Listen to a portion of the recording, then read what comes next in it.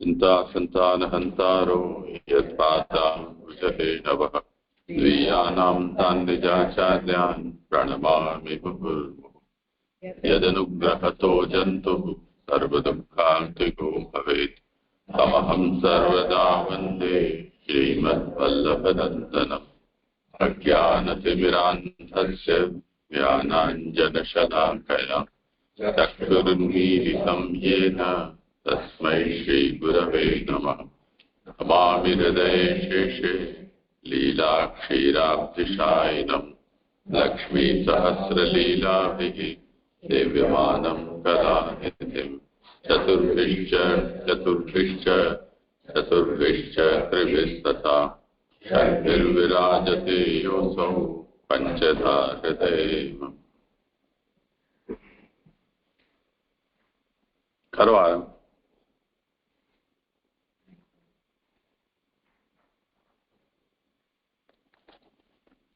दंडवत प्रणाम जय बरोडाथी नैना बोलू।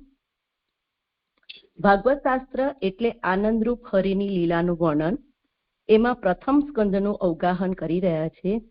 प्रथम स्कंद अधिकार लीला, तेमां 3 प्रकरण छे, हीन, मध्यम, उत्तम। ते अंतर्गत उत्तम अधिकारी प्रकरण 7 થી 19 13 अध्यायनुं छे। श्री भागवतना श्रोता परीक्षितना जन्म समये भगवाने पोते परीक्षित उपर करेली कृपानुं वर्णन 12મા अध्यायमां जोयुं। આજે આપણે 13મા अध्यायનું अवगाहन करवानुं छे। હું 13મા अध्यायનું पारायण કરી રહ્યો છું। શ્રી સુબોધીજીનીમાં પાન નંબર 346 પર। અધ્યાય 13મો। વિદુરના ઉપદેશથી ગાંધારી અને ધૃતરાષ્ટ્રનું વનમાં જવા પ્રસ્થાન। શ્લોક 1।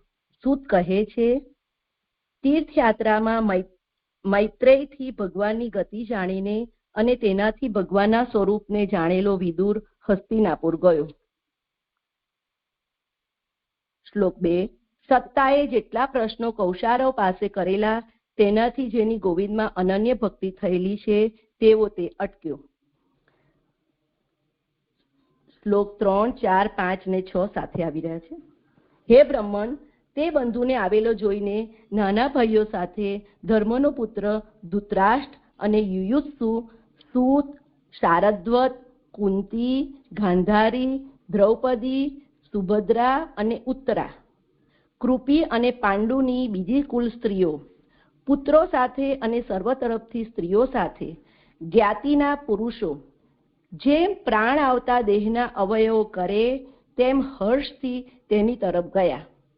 વિધિ પ્રમાણે ભેટીને અને નમસ્કાર કરીને મળ્યા અને વિરહમાં થયેલ ઘણા પ્રેમથી દીન બનેલાઓએ પ્રેમથી આવેલા આંસુઓ પાડ્યા।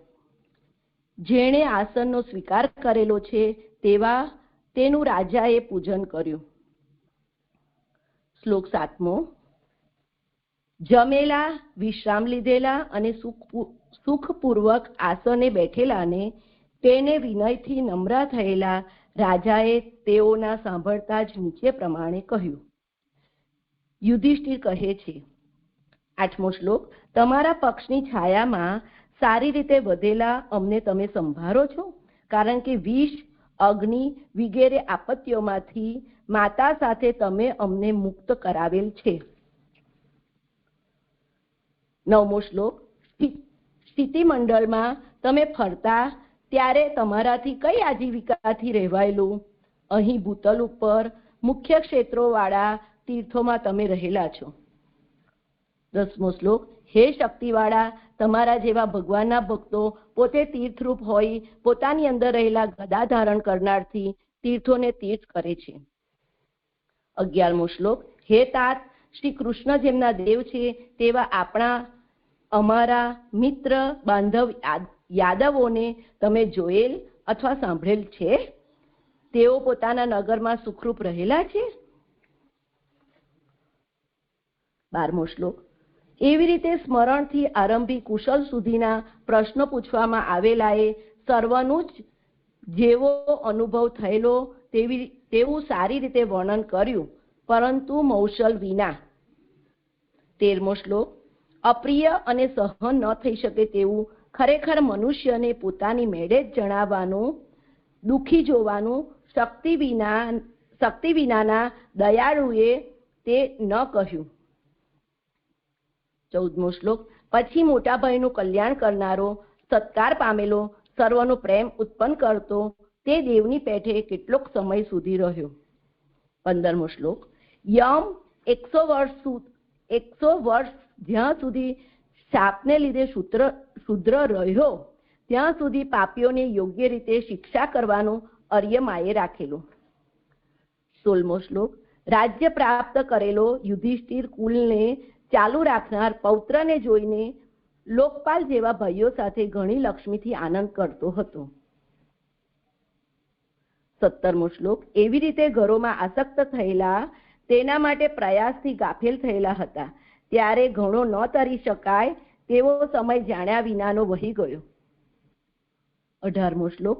વિદુરે તે વિચારીને ધૃતરાષ્ટ્રને કહ્યું, હે રાજન, તરત નીકળી જાઓ, આ આવેલા ભયને જુઓ.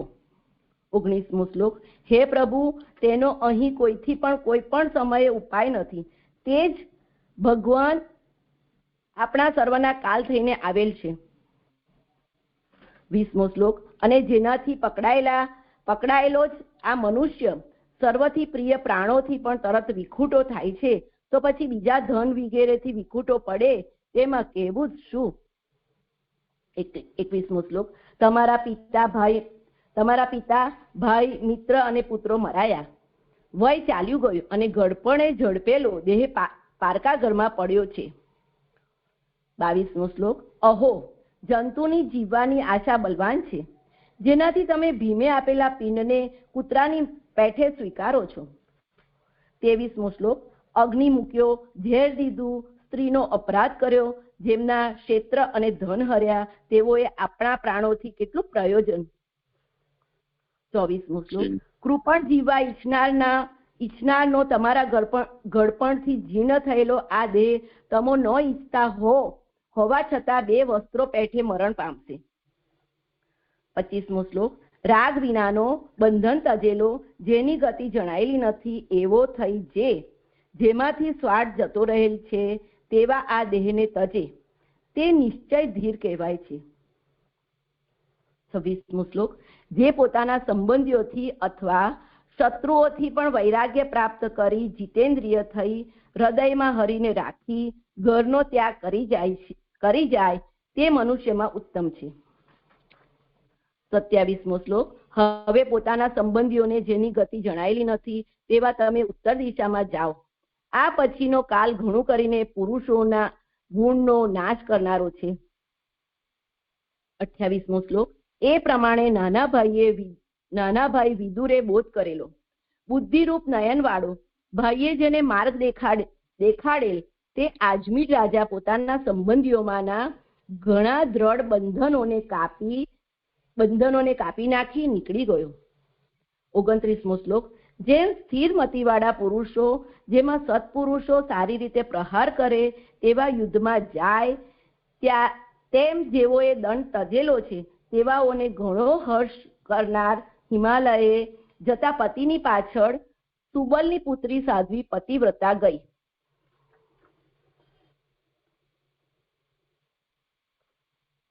30મો શ્લોક. મૈત્ર કરેલા, અગ્નિમાં હોમ કરેલા અજાત શત્રુએ તલ, ગાય, ભૂમિ અને સુવર્ણથી વિપ્રોને નમન કરીને ગુરુને નમન કરવા ઘરમાં પ્રવેશ કર્યો ત્યારે 2 પિતાઓ અને સૌબલીને જોયા નહીં. 31મો શ્લોક. ચિંતાતુર મનવાળાએ ત્યાં બેઠેલા સંજયને પૂછ્યું, હે ગાવલ્લવણી, અમારા વૃદ્ધ અને નેત્રહીન પિતા પુત્રને હણવાથી દુઃખી થયેલી માતા ક્યાં છે? સુહદ કાકા ક્યાં ગયા? 32મો શ્લોક. જેણે પુત્ર બુદ્ધિ રાખી નથી તેવા મારામાં પાપ હોવાનો ભય રાખનાર હણાયેલા બંધુવાળા પોતાની પત્ની સાથે દુઃખી થઈ ગંગામાં તો પડ્યા નહીં હોય. 33મો શ્લોક. પિતા પાંડુ મરણ પામ્યા ત્યારે 2 કાકાઓએ અમો સર્વ સારા હૃદયવાળા બાળકોને દુઃખમાંથી બચાવેલા તેઓ અહીંથી ક્યાં ગયા? 34મો શ્લોક. કૃપાને લીધે અને સ્નેહથી થયેલા ગભરાટને લીધે વિરહથી દુબળો થયેલ પોતાના રાજાને ન જોતા ઘણા દુઃખી થયેલા સૂતે ઉત્તર ન આપ્યો. 35મો શ્લોક. હાથથી આંસુઓ લૂછી પોતાની મેળે અંતઃકરણ દ્રઢ કરી પ્રભુના ચરણોનું સ્મરણ કરતા અજાત શત્રુને તેણે નીચે પ્રમાણે ઉત્તર આપ્યો. સંજય કહે છે, હે કુલનંદન, 36મો શ્લોક. હે કુલનંદન, આપના બે પિતાઓએ પોતે કરેલો અને ગંધારીએ કરેલો નિર્ણય હું જાણતો નથી. હે મહાબાહુવાળા, મહાત્માઓએ મને ઠગેલો છે. 37મો શ્લોક. પછી ભગવાન નારદ તંબુરુ સાથે આવ્યા. યુધિષ્ઠિર નાના ભાઈઓ સાથે ઊભા થઈ પૂજન કરતો હોય તેમ નમન કરીને નીચે પ્રમાણે કહ્યું. યુધિષ્ઠિર કહે છે, 38મો શ્લોક. હે ભગવાન, મારા બે પિતાઓ અહીંથી ક્યાં ગયા અને પુત્ર હણાવાથી દુઃખી થયેલી તપ કરનારી માતા ક્યાં ગઈ તે સ્થાન હું જાણતો નથી. પાર વિનાના સમુદ્રમાં સુકાનીની પેઠે આ ભગવાન પાર જાણનારા છો. પછી હે ઉત્તમ મુનિ, ભગવાન નારદે નીચે પ્રમાણે કહ્યું. નારદ કહે છે, 40મો શ્લોક. હે રાજન, કોઈનો પણ શોક ન કર, કારણ કે જગત ઈશ્વરને વશ છે. તે પ્રાણીઓને ભેગા કરે છે અને તે જ તેઓને છૂટા પાડે છે. 41 ને 42 શ્લોક સાથે છે. જેમ નાકમાં દોરડી પરોવેલા બળદો પોતાના રાંડવાથી બાંધેલા હોય છે, તેમ વાણીરૂપ દોરડીમાં નામથી બાંધેલા જીવો ઈશ્વરની આહુતિ લઈ જાય છે. જેમ આ લોકમાં રમનારની ઈચ્છાથી રમતના સાધનો ભેગા થાય છે અને છૂટા પડે છે, તેવી જ રીતે ઈશ્વરની ઈચ્છાથી મનુષ્યોના સંયોગ અને વિયોગ થાય છે. 43મો શ્લોક. જો તું લોકને નિત્ય અને અનિત્ય અથવા બંને પ્રકારનો ન હોવાનું અથવા બંને પ્રકારનો હોવાનું માનતો હોય તો પણ તેઓ મોહથી થતા સ્નેહ વિના બીજા કોઈ પ્રકારે શોક કરવા યોગ્ય નથી. 44-45. તેથી હે વાલા, અજ્ઞાનથી થયેલી અંતઃકરણની એ મૂંઝવણનો નાશ કર કે વનમાં રહેલા ગરીબડા રક્ષક વિનાના કેમ આજીવિકા કરતા હશે. આ 5 મહાભૂતોનો બનેલો દેહ કાલ કર્મ ગુણને અધીન છે. જેમ અજગરે ગળેલો બીજાનું રક્ષણ કરતો નથી, તેમ બીજાઓનું તો તે કેવી રીતે રક્ષણ કરે. 46મો શ્લોક. હાથ વગરના હાથવાળાની, પગ વગરના 4 પગવાળાની, તેઓમાં નાના મોટાની આજીવિકા છે. જીવ જીવની આજીવિકા છે. 47મો શ્લોક. હે રાજન, તેથી આ ભગવાન છે. એકલા આત્માઓના આત્મા પોતાની અંદર દ્રષ્ટિવાળા છે, અંદર અને બહાર પ્રકાશે છે. માયાને લીધે તેમને ઘણા પ્રકારના તું જો. 48મો શ્લોક. હે મહારાજા, આ તે પ્રાણીઓનું પાલન કરનાર ભગવાન દેવોના શત્રુઓનો નાશ કરવા આ ભૂમિ ઉપર કાલરૂપે અવતરેલા છે.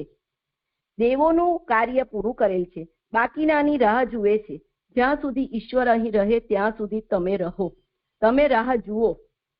50મો શ્લોક. ભાઈ સાથે અને પોતાની પત્ની ગંધારી સાથે ધૃતરાષ્ટ્ર હિમાલયની દક્ષિણે ઋષિઓના આશ્રમે ગયા.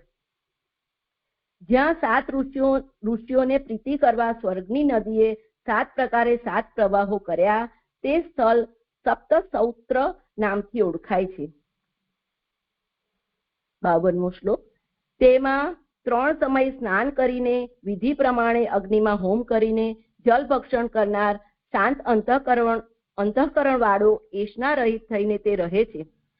એ 53, 54 ને 55 શ્લોક આવી રહ્યો છે. આસન ઉપર જય પ્રાપ્ત કરેલા, શ્વાસ ઉપર જય પ્રાપ્ત કરેલો, જેણે 6 ઇન્દ્રિયો પાછી વાળેલી છે અને હરિના ચિંતનથી જ રજઃ, સત્વ અને તમો ગુણની અપવિત્રતાનો નાશ કરેલ છે, તેવાએ પોતાના આત્માને વિજ્ઞાન આત્મામાં ભેળવીને, તેનો ક્ષેત્રજ્ઞમાં લય કરાવીને, તેનો બ્રહ્મમાં લય કરાવીને, જેમ આકાશમાં ઘડામાંનું આકાશ ભળી જાય તેમ આત્માનો તેના આધારમાં લય કરાવીને, માયાના ગુણોનો પરિણામનો નાશ કરીને કરણો અને આશયનો નિરોધ કરેલો છે. અને જેણે સર્વ આહાર તજી દીધેલ છે, તેઓ થાંભલા જેવો અચલ થઈ રહેલ છે.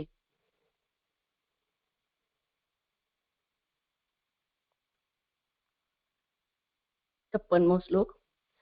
સર્વ કર્મો ત્યાગ કરેલા ને તેને તું વિઘ્નરૂપ ન જ થા. હે રાજન, તે નિશ્ચય આજ પછી 5મા દિવસે પોતાના શરીરનો ત્યાગ કરશે અને તે ભસ્મરૂપ થશે. 57મો શ્લોક. ઝૂંપડી સાથે પતિનો દેહ બળતો હશે ત્યારે બહાર રહેલી ભલી પત્ની પતિની પાછળ તે અગ્નિમાં પ્રવેશ કરશે. હે કુરુનંદન, વિદુર તો તે આશ્ચર્ય જોઈને હર્ષ અને શોકવાળો થઈ ત્યાંથી તીર્થોમાં ફરવા જશે.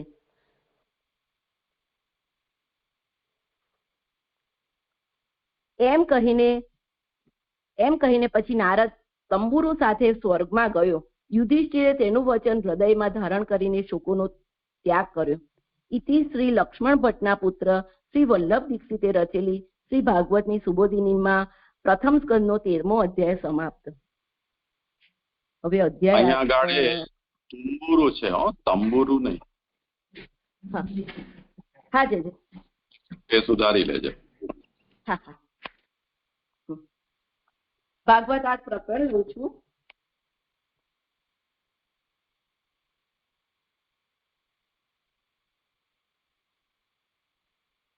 છવ્વીસમા પેજ ઉપર છે. 13મા થી 15મા સુધીના 3 અધ્યાયનો અર્થ. 13મા થી 15મા સુધીના 3 અધ્યાયોમાં પાંડવોની મુક્તિ પ્રાપ્ત થઈ તેનું નિરૂપણ કરેલું છે. તે પૈકી 13મા અધ્યાયમાં ધૃતરાષ્ટ્રની મુક્તિ કહેલી છે. ધૃતરાષ્ટ્ર ઘરમાંથી નીકળી ગયા એ બીજ છે. જ્યારે ધૃતરાષ્ટ્રને પણ ઘરમાંથી નીકળી જવાથી મુક્તિ પ્રાપ્ત થઈ ત્યારે આપણને પણ તેમ કરવાથી મુક્તિ પ્રાપ્ત થશે એવો તેનાથી બીજાઓને પણ વિશ્વાસ થાય. તેથી ધૃતરાષ્ટ્રની બીજરૂપી મુક્તિ આ 13મા અધ્યાયનો અર્થ છે. અહીંયા 13મા અધ્યાયનો અર્થ બતાવ્યો કે પાંડવોની જે મુક્તિ થવાની છે એમાં પાંડવોની મુક્તિમાં જે ધૃતરાષ્ટ્રની પ્રથમ મુક્તિ બતાવે છે એ પાંડવોની મુક્તિનું બીજ છે અને ધૃતરાષ્ટ્રની બીજરૂપ મુક્તિ આ 13મા અધ્યાયનો અર્થ છે. પાંડવોની મુક્તિનું આ બીજ છે એમ જણાવવા જ નારદ યુધિષ્ઠિરને ધૃતરાષ્ટ્રનું ચરિત્ર કહે છે. શ્લોક 50 થી 57માં હમણાં આપણે જે જોયું એ નારદજી યુધિષ્ઠિરને ધૃતરાષ્ટ્રનું ચરિત્ર કહે છે. યુધિષ્ઠિરને ઘર તજી નીકળી જવાનું કારણ વૈરાગ્ય એ આ બીજ મુક્તિનું પરિણામ છે. આ 14મા અધ્યાયનો અર્થ છે. 15મા અધ્યાયમાં પાંડવોને મુક્તિ પ્રાપ્ત થાય છે તેમાં મુક્તિરૂપ ફળનું નિરૂપણ કરેલું છે. એટલે 13મા અધ્યાયનો અર્થ, 14મા અધ્યાયનો અર્થ યુધિષ્ઠિરને જે વૈરાગ્ય થયો અને 15મા અધ્યાયનો અર્થ છે પાંડવોને મુક્તિ પ્રાપ્ત થઈ. એમ 3 અધ્યાયનો અર્થ કીધું. હવે આગળ કહે છે કે વડવાઓની મુક્તિ થઈ ન હોય તો પોતાની મુક્તિ થવામાં તે અંતરાયરૂપ થાય એમ ઉપર કહેલું છે. એટલે 3 વડવાઓની મુક્તિ ન થઈ હોય તો એ પરીક્ષિતજીની મુક્તિ થવામાં અંતરાયરૂપ થાય. એટલે અહીં 3 વડવાઓની મુક્તિનું નિરૂપણ 13, 14 ને 15 અધ્યાયથી કરેલું છે. તેથી પરીક્ષિતની મુક્તિમાં આવો અંતરાય રહ્યો ન હતો એમ જણાવવા અહીં પાંડવોની મુક્તિ થયાનું કહેલ છે. એટલે 15મા અધ્યાયમાં પાંડવોની મુક્તિ થયાનું કહેલ છે. વડીલો ઘર તજી વનમાં જઈ મુક્તિ મેળવી તેવી તેમની મુક્તિ પોતાને પણ ત્યાગ કરવાના સાધનરૂપ થાય છે. એટલે ધૃતરાષ્ટ્રે જે ઘર તજ્યું અને વનમાં જઈને મુક્તિ મેળવી તો આગળ એ લોકોને પણ પાંડવોને પણ એ રીતે ત્યાગ કરવાનું સાધનરૂપ થાય છે. પાંડવોએ ત્યાગ કર્યો તેમનું દ્રષ્ટાંત લઈ પરીક્ષિત પણ ત્યાગ કરે અને ત્યાગ કરે ત્યારે શ્રી કૃષ્ણમાં લય એટલે મુક્તિ થાય એમ સર્વના સંબંધમાં સ્પષ્ટ કહેલું છે. તેથી દ્રષ્ટાંતના પ્રકારથી પણ પાંડવોની મુક્તિ પરીક્ષિતની મુક્તિ થવામાં ઉપયોગી છે. એટલે 3 વડવાઓની જે મુક્તિ બતાવી એનાથી પરીક્ષિતને અંતરાય નહીં થાય અને એ લોકોએ જે ત્યાગ કર્યો એ રીતે પરીક્ષિત પણ એ ત્યાગ કરશે એમ અહીં મહાપ્રભુજી સમજાવી રહ્યા છે. અહીં 15મા અધ્યાયમાં અર્જુને શ્રી કૃષ્ણના સ્વરૂપનું નિરૂપણ કરેલ છે. એ 15મા અધ્યાયમાં 7 થી 21 શ્લોકમાં એ નિરૂપણ આવી રહ્યું છે. પાંડવો બધા શ્રી કૃષ્ણમાં ચિત્તવાળા હતા એમ દર્શાવવા તે કરેલ છે. એટલે શ્રી કૃષ્ણના સ્વરૂપનું જે નિરૂપણ કર્યું એ એટલા એ કારણે કર્યું કે પાંડવો બધા શ્રી કૃષ્ણમાં ચિત્તવાળા હતા. એવી તેની સંગતિ તત્વાર્થદીપ નિબંધ રચ્યા પહેલા શ્રીમદ આચાર્ય ચરણે જે સૂક્ષ્મ ટીકા કરેલી તેમાં દર્શાવેલી જુઓ સુબોધિની અધ્યાય 15માં 7મા ના આભાસમાંની કારિકાઓ. એટલે એ કારિકાઓમાં આ રીતે મહાપ્રભુ જે કર્યું છે એ તો હવે જ્યારે 15મો અધ્યાય આવશે ત્યારે આપણે જોઈશું. આ અધ્યાયનો અર્થ તો પાંડવોની મુક્તિ જ છે. એટલે 15મા અધ્યાયનો અર્થ તો પાંડવોની મુક્તિ જ છે. તેથી શ્રી કૃષ્ણના સ્વરૂપનું નિરૂપણ અર્જુને કરેલ તેનો શું ઉપયોગ તે અહીં નિબંધમાં તેવો શ્રીએ દર્શાવેલ નથી. પરીક્ષિતની મુક્તિ થવામાં અંતરાય નથી એમ જણાવવા 7માથી 15મા સુધીના 9 ગુણરૂપ અધ્યાયનો અર્થ જણાવ્યો અને બીજ વગેરેની શુદ્ધિ દ્વારા તે પરીક્ષિતની મુક્તિ થવામાં ઉપયોગી છે એવો તેમનો ઉપયોગ પણ કહ્યો. એ આપણે આગળથી 7 થી 11 માં જે રીતે જોયું કે એ 7 થી 11 એમાં પણ જોયું કે એ અંગરૂપ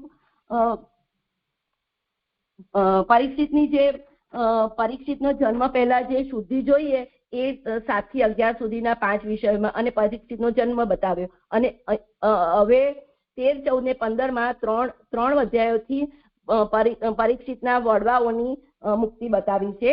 આ રીતે પરીક્ષિતની મુક્તિ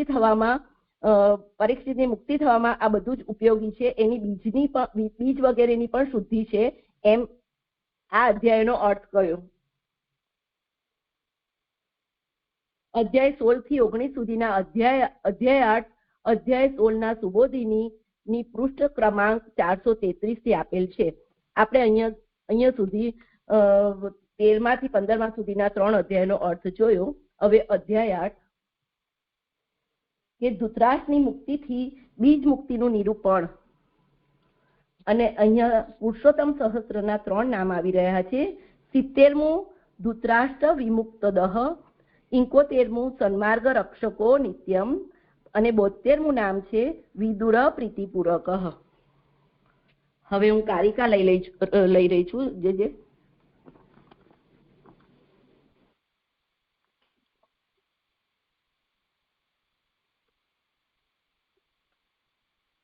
અધ્યાય 13મો વિદુરના ઉપદેશથી ગાંધારી અને ધૃતરાષ્ટ્રનું વનમાં જવા પ્રસ્થાન. કારિકા પહેલી. એવં ભાગવત શ્રોતુઃ દેહો ઉત્પત્તિ નિરૂપિતા પુરુષત્રય મુક્તિ તન્મુક્ત્યર્થમ ઉદીર્યતે. એવી રીતે ભાગવતનું શ્રવણ કરનારના દેહની ઉત્પત્તિ કહી તેની મુક્તિ થાય તે માટે તેના 3 પુરુષો એટલે કે વડવાઓની મુક્તિ કહેવામાં આવશે. એટલે આપણે 12મા અધ્યાયમાં ભાગવતના મુખ્ય શ્રોતા જે છે એ પરીક્ષિતના દેહની ઉત્પત્તિ જોઈ. હવે પરીક્ષિતની મુક્તિ થાય તે માટે તેમના 3 વડવાઓની મુક્તિ કહેવામાં આવશે. હવે કયા 3 વડવાઓ એ બીજી કારિકામાં આપણને જણાવે છે મહાપ્રભુજી. કારિકા 2. પિતા પિતામહશ્ચૈકો ધૃતરાષ્ટ્ર તત પર પ્રપિતામહ મુક્તિ પૂર્વમ તતઃ નિરૂપિતી. 1 પિતા, 2 દાદાઓ એક ગણીને અને 3 તેમનાથી ઉપર ધૃતરાષ્ટ્ર, એ 3 પુરુષોની મુક્તિ કહેવાની છે. તેથી પહેલા આ અધ્યાયમાં પ્રપિતામહ એટલે કે દાદાના પિતા ધૃતરાષ્ટ્રની મુક્તિ કહેવામાં આવશે. 3 વડવાઓ કયા એ ગણાવ્યું કે પિતા એટલે અભિમન્યુ, અપરીક્ષિતજીના પિતા એટલે અભિમન્યુ, દાદાઓ એક ગણીને એટલે પાંડવોને એક ગણ્યા અને પાંડવોના પણ પિતા એટલે તેમનાથી ઉપર ધૃતરાષ્ટ્ર, એ 3 પુરુષોની મુક્તિ કહેવાની છે. અને આ અધ્યાયમાં ધૃતરાષ્ટ્રની મુક્તિ કહેવામાં આવશે. આગળ 2 અધ્યાયોમાં આ રીતે 14મા અને 15મા 2 અધ્યાયમાં પાંડવોની મુક્તિ કહેશે. કારિકા 3. તતો અધ્યાય દ્વયૈનૈવ દ્વિરૂપત્વાत् પિતામહે સન્નિમિત્તામ મુક્તિમાહ હેતુ કાર્ય વિભેદત. પછી દાદાઓના સંબંધમાં કારણ અને કાર્યના ભેદથી મુક્તિ 2 પ્રકારની હોવાથી 14મા અને 15મા 2 અધ્યાયોથી જ નિમિત્ત સાથેની મુક્તિ કહેશે. દાદાઓના સંબંધમાં એટલે પાંડવોના સંબંધમાં કારણ શું? તો એમાં 1 નંબરની ફૂટનોટ છે કે કારણ એટલે ભગવાન પધારી ગયા તે. પાંડવો માટે શું હતું? તો પાંડવો ભગવાનને પોતાનું કારણ માનતા હતા, એટલે એમનું કારણ ભગવાન સ્વધામ પધારી ગયા તે. અને કાર્યના ભેદથી, એટલે કાર્ય શું? તો કાર્ય એટલે પોતાના લયનું ચિંતન.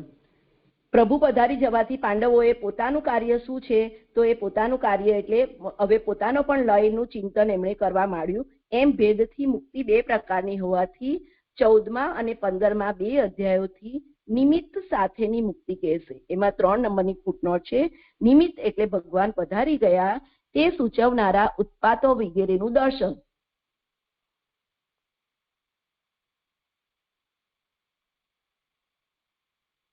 ચૌદમા અધ્યાયમાં ઉત્પાત જોવાથી યુધિષ્ઠિરની ચિંતા અને અર્જુનનું આવું, અને 15મા અધ્યાયમાં ભગવાનનો નિર્ણય સાંભળી યુધિષ્ઠિર આદિનું સ્વર્ગારોહણ. એટલે એમણે જે પાંડવોએ પોતાના લયનું ચિંતન જે કર્યું એ 15મા અધ્યાયમાં. પછી 16મા અને આગળ કારિકા ચોથી અમુક્ત પિતૃકા મુક્તિમ નાપ્નુવન્તિતિ વાર્યતે અતો નિશ્ચિંતતા સિદ્ધયે ચિત્તશુદ્ધિરિહોચ્યતે. જેમના પિતાઓ મુક્ત થયેલા ન હોય તેઓ મુક્તિ પ્રાપ્ત કરતા નથી. આ જનરલ સ્ટેટમેન્ટ બતાવ્યું કે જેમના પિતાઓ મુક્ત થયેલા ન હોય તેઓની મુક્તિ પ્રાપ્ત થતી નથી. તેથી તેઓની અમુક્તિ રહી ન હોવાનું કહેલ છે. તેથી નિશ્ચિંત થાય તે માટે અહીં તેઓની ચિત્તની શુદ્ધિ કહેલી છે. એટલે જેમના પિતાઓ મુક્ત ન થયેલા હોય તેઓ મુક્તિ પ્રાપ્ત કરતા નથી, તેથી તેઓની અમુક્તિ રહી ન હોવાનું કહેલ છે. પ્રસંગ અહીંયા પાંડવોની મુક્તિનો ચાલી રહ્યો છે, એટલે એમ મહાપ્રભુજી સમજાવે છે કે તેઓની અમુક્તિ રહી ન હોવાનું કહેલ છે, એટલે પાંડવોની તો મુક્તિ થયાનું કહેલ છે. અને તેથી નિશ્ચિંત થાય તે માટે અહીં, એટલે પરીક્ષિતજી હવે નિશ્ચિંત થાય તે માટે અહીં તેઓના ચિત્તની શુદ્ધિ કહેલી છે. અહીંમાં 4 નંબરની ફૂટનોટ અધ્યાય 13, 14 ને 15 એમાં રાજા યુધિષ્ઠિરના ચિત્તની શુદ્ધિ કહેલી છે, કારણ કે તે મુક્તિ થવામાં ઉપયોગી છે. એટલે 13, 14 ને 15માં યુધિષ્ઠિરના ચિત્તની શુદ્ધિ કહેલી છે. કારિકા 5મી તતો દ્વે નેન્દ્રિયાણામ રાજ્ય શૌર્યાદિ વર્ણનૈઃ તતો વૈરાગ્ય સત્સંગાવધિકારઃ ફલોન્મુખઃ તતો ભવતિ પુષ્ટ અપી નાન્યથેત્યગ અગ્રિમા કથા. પછી 16મા અને 17મા 2 અધ્યાયોથી રાજ્ય શૌર્ય વગેરેના વર્ણનથી ઇન્દ્રિયોની શુદ્ધિ કહેશે. પછી 18માં વૈરાગ્ય અને 19માં સત્સંગ કહેશે. એટલે ફળ પ્રાપ્ત કરાવે તેવો અધિકાર પ્રાપ્ત થશે, તેનાથી જ તે પુષ્ટ થશે. તે વિના પુષ્ટ ન થાય એવી આગળની કથા છે. હવે 16મા અને 17માં શું વિષય આવશે એમાં પ્રભુજી આપણને આ કારિકાથી સમજાવી રહ્યા છે કે એ 16મા અને 17મા અધ્યાયનો વિષય એવો છે કે કલીએ વીરેલી ભૂમિ પાસે પરીક્ષિતનું આવવું, અને 17મા અધ્યાયમાં પરીક્ષિતે કલીને કરેલી શિક્ષા. આ બંનેથી રાજ્ય અને શૌર્ય વગેરેના વર્ણનથી ઇન્દ્રિયોની, એટલે પરીક્ષિતની ઇન્દ્રિયોની શુદ્ધિ કહેશે. પછી 18માં વૈરાગ્ય, જે પરીક્ષિતને થયેલો બ્રાહ્મણનો શાપ, એનાથી પરીક્ષિત રાજાને વૈરાગ્ય થશે. અને 19માં સત્સંગ કહેશે. એટલે 19મા અધ્યાયમાં પરીક્ષિતનું ગંગા પર પાયો પ્રવેશ અને ત્યાં સુખદેવજીનું પધારવું, તેનાથી એમને સત્સંગ થશે. એટલે ફળ પ્રાપ્ત કરાવે તેવો અધિકાર પ્રાપ્ત થશે. એટલે પરીક્ષિતજીને ફળ પ્રાપ્ત એમને સુખદેવજીનું પ્રાગટ્ય વધારવાથી એમને ફળ પ્રાપ્ત કરાવે તેવો અધિકાર પ્રાપ્ત થશે, અને તેનાથી તે પુષ્ટ થશે. એટલે પરીક્ષિત રાજા એ સત્સંગથી જ પુષ્ટ થશે, તે વિના પુષ્ટ ન થાય એવી આગળની કથા છે. એટલે તે સત્સંગ વિના પુષ્ટ ન થાય એવી આગળની કથા છે. એમાં 5મી ફૂટનોટ તે વિના એટલે સત્સંગ વિના જે કારિકા અહીં સંપન્ન થઈ. હવે શ્લોક 1 અને 2 મારે લેવાના છે. લવ આગળ કે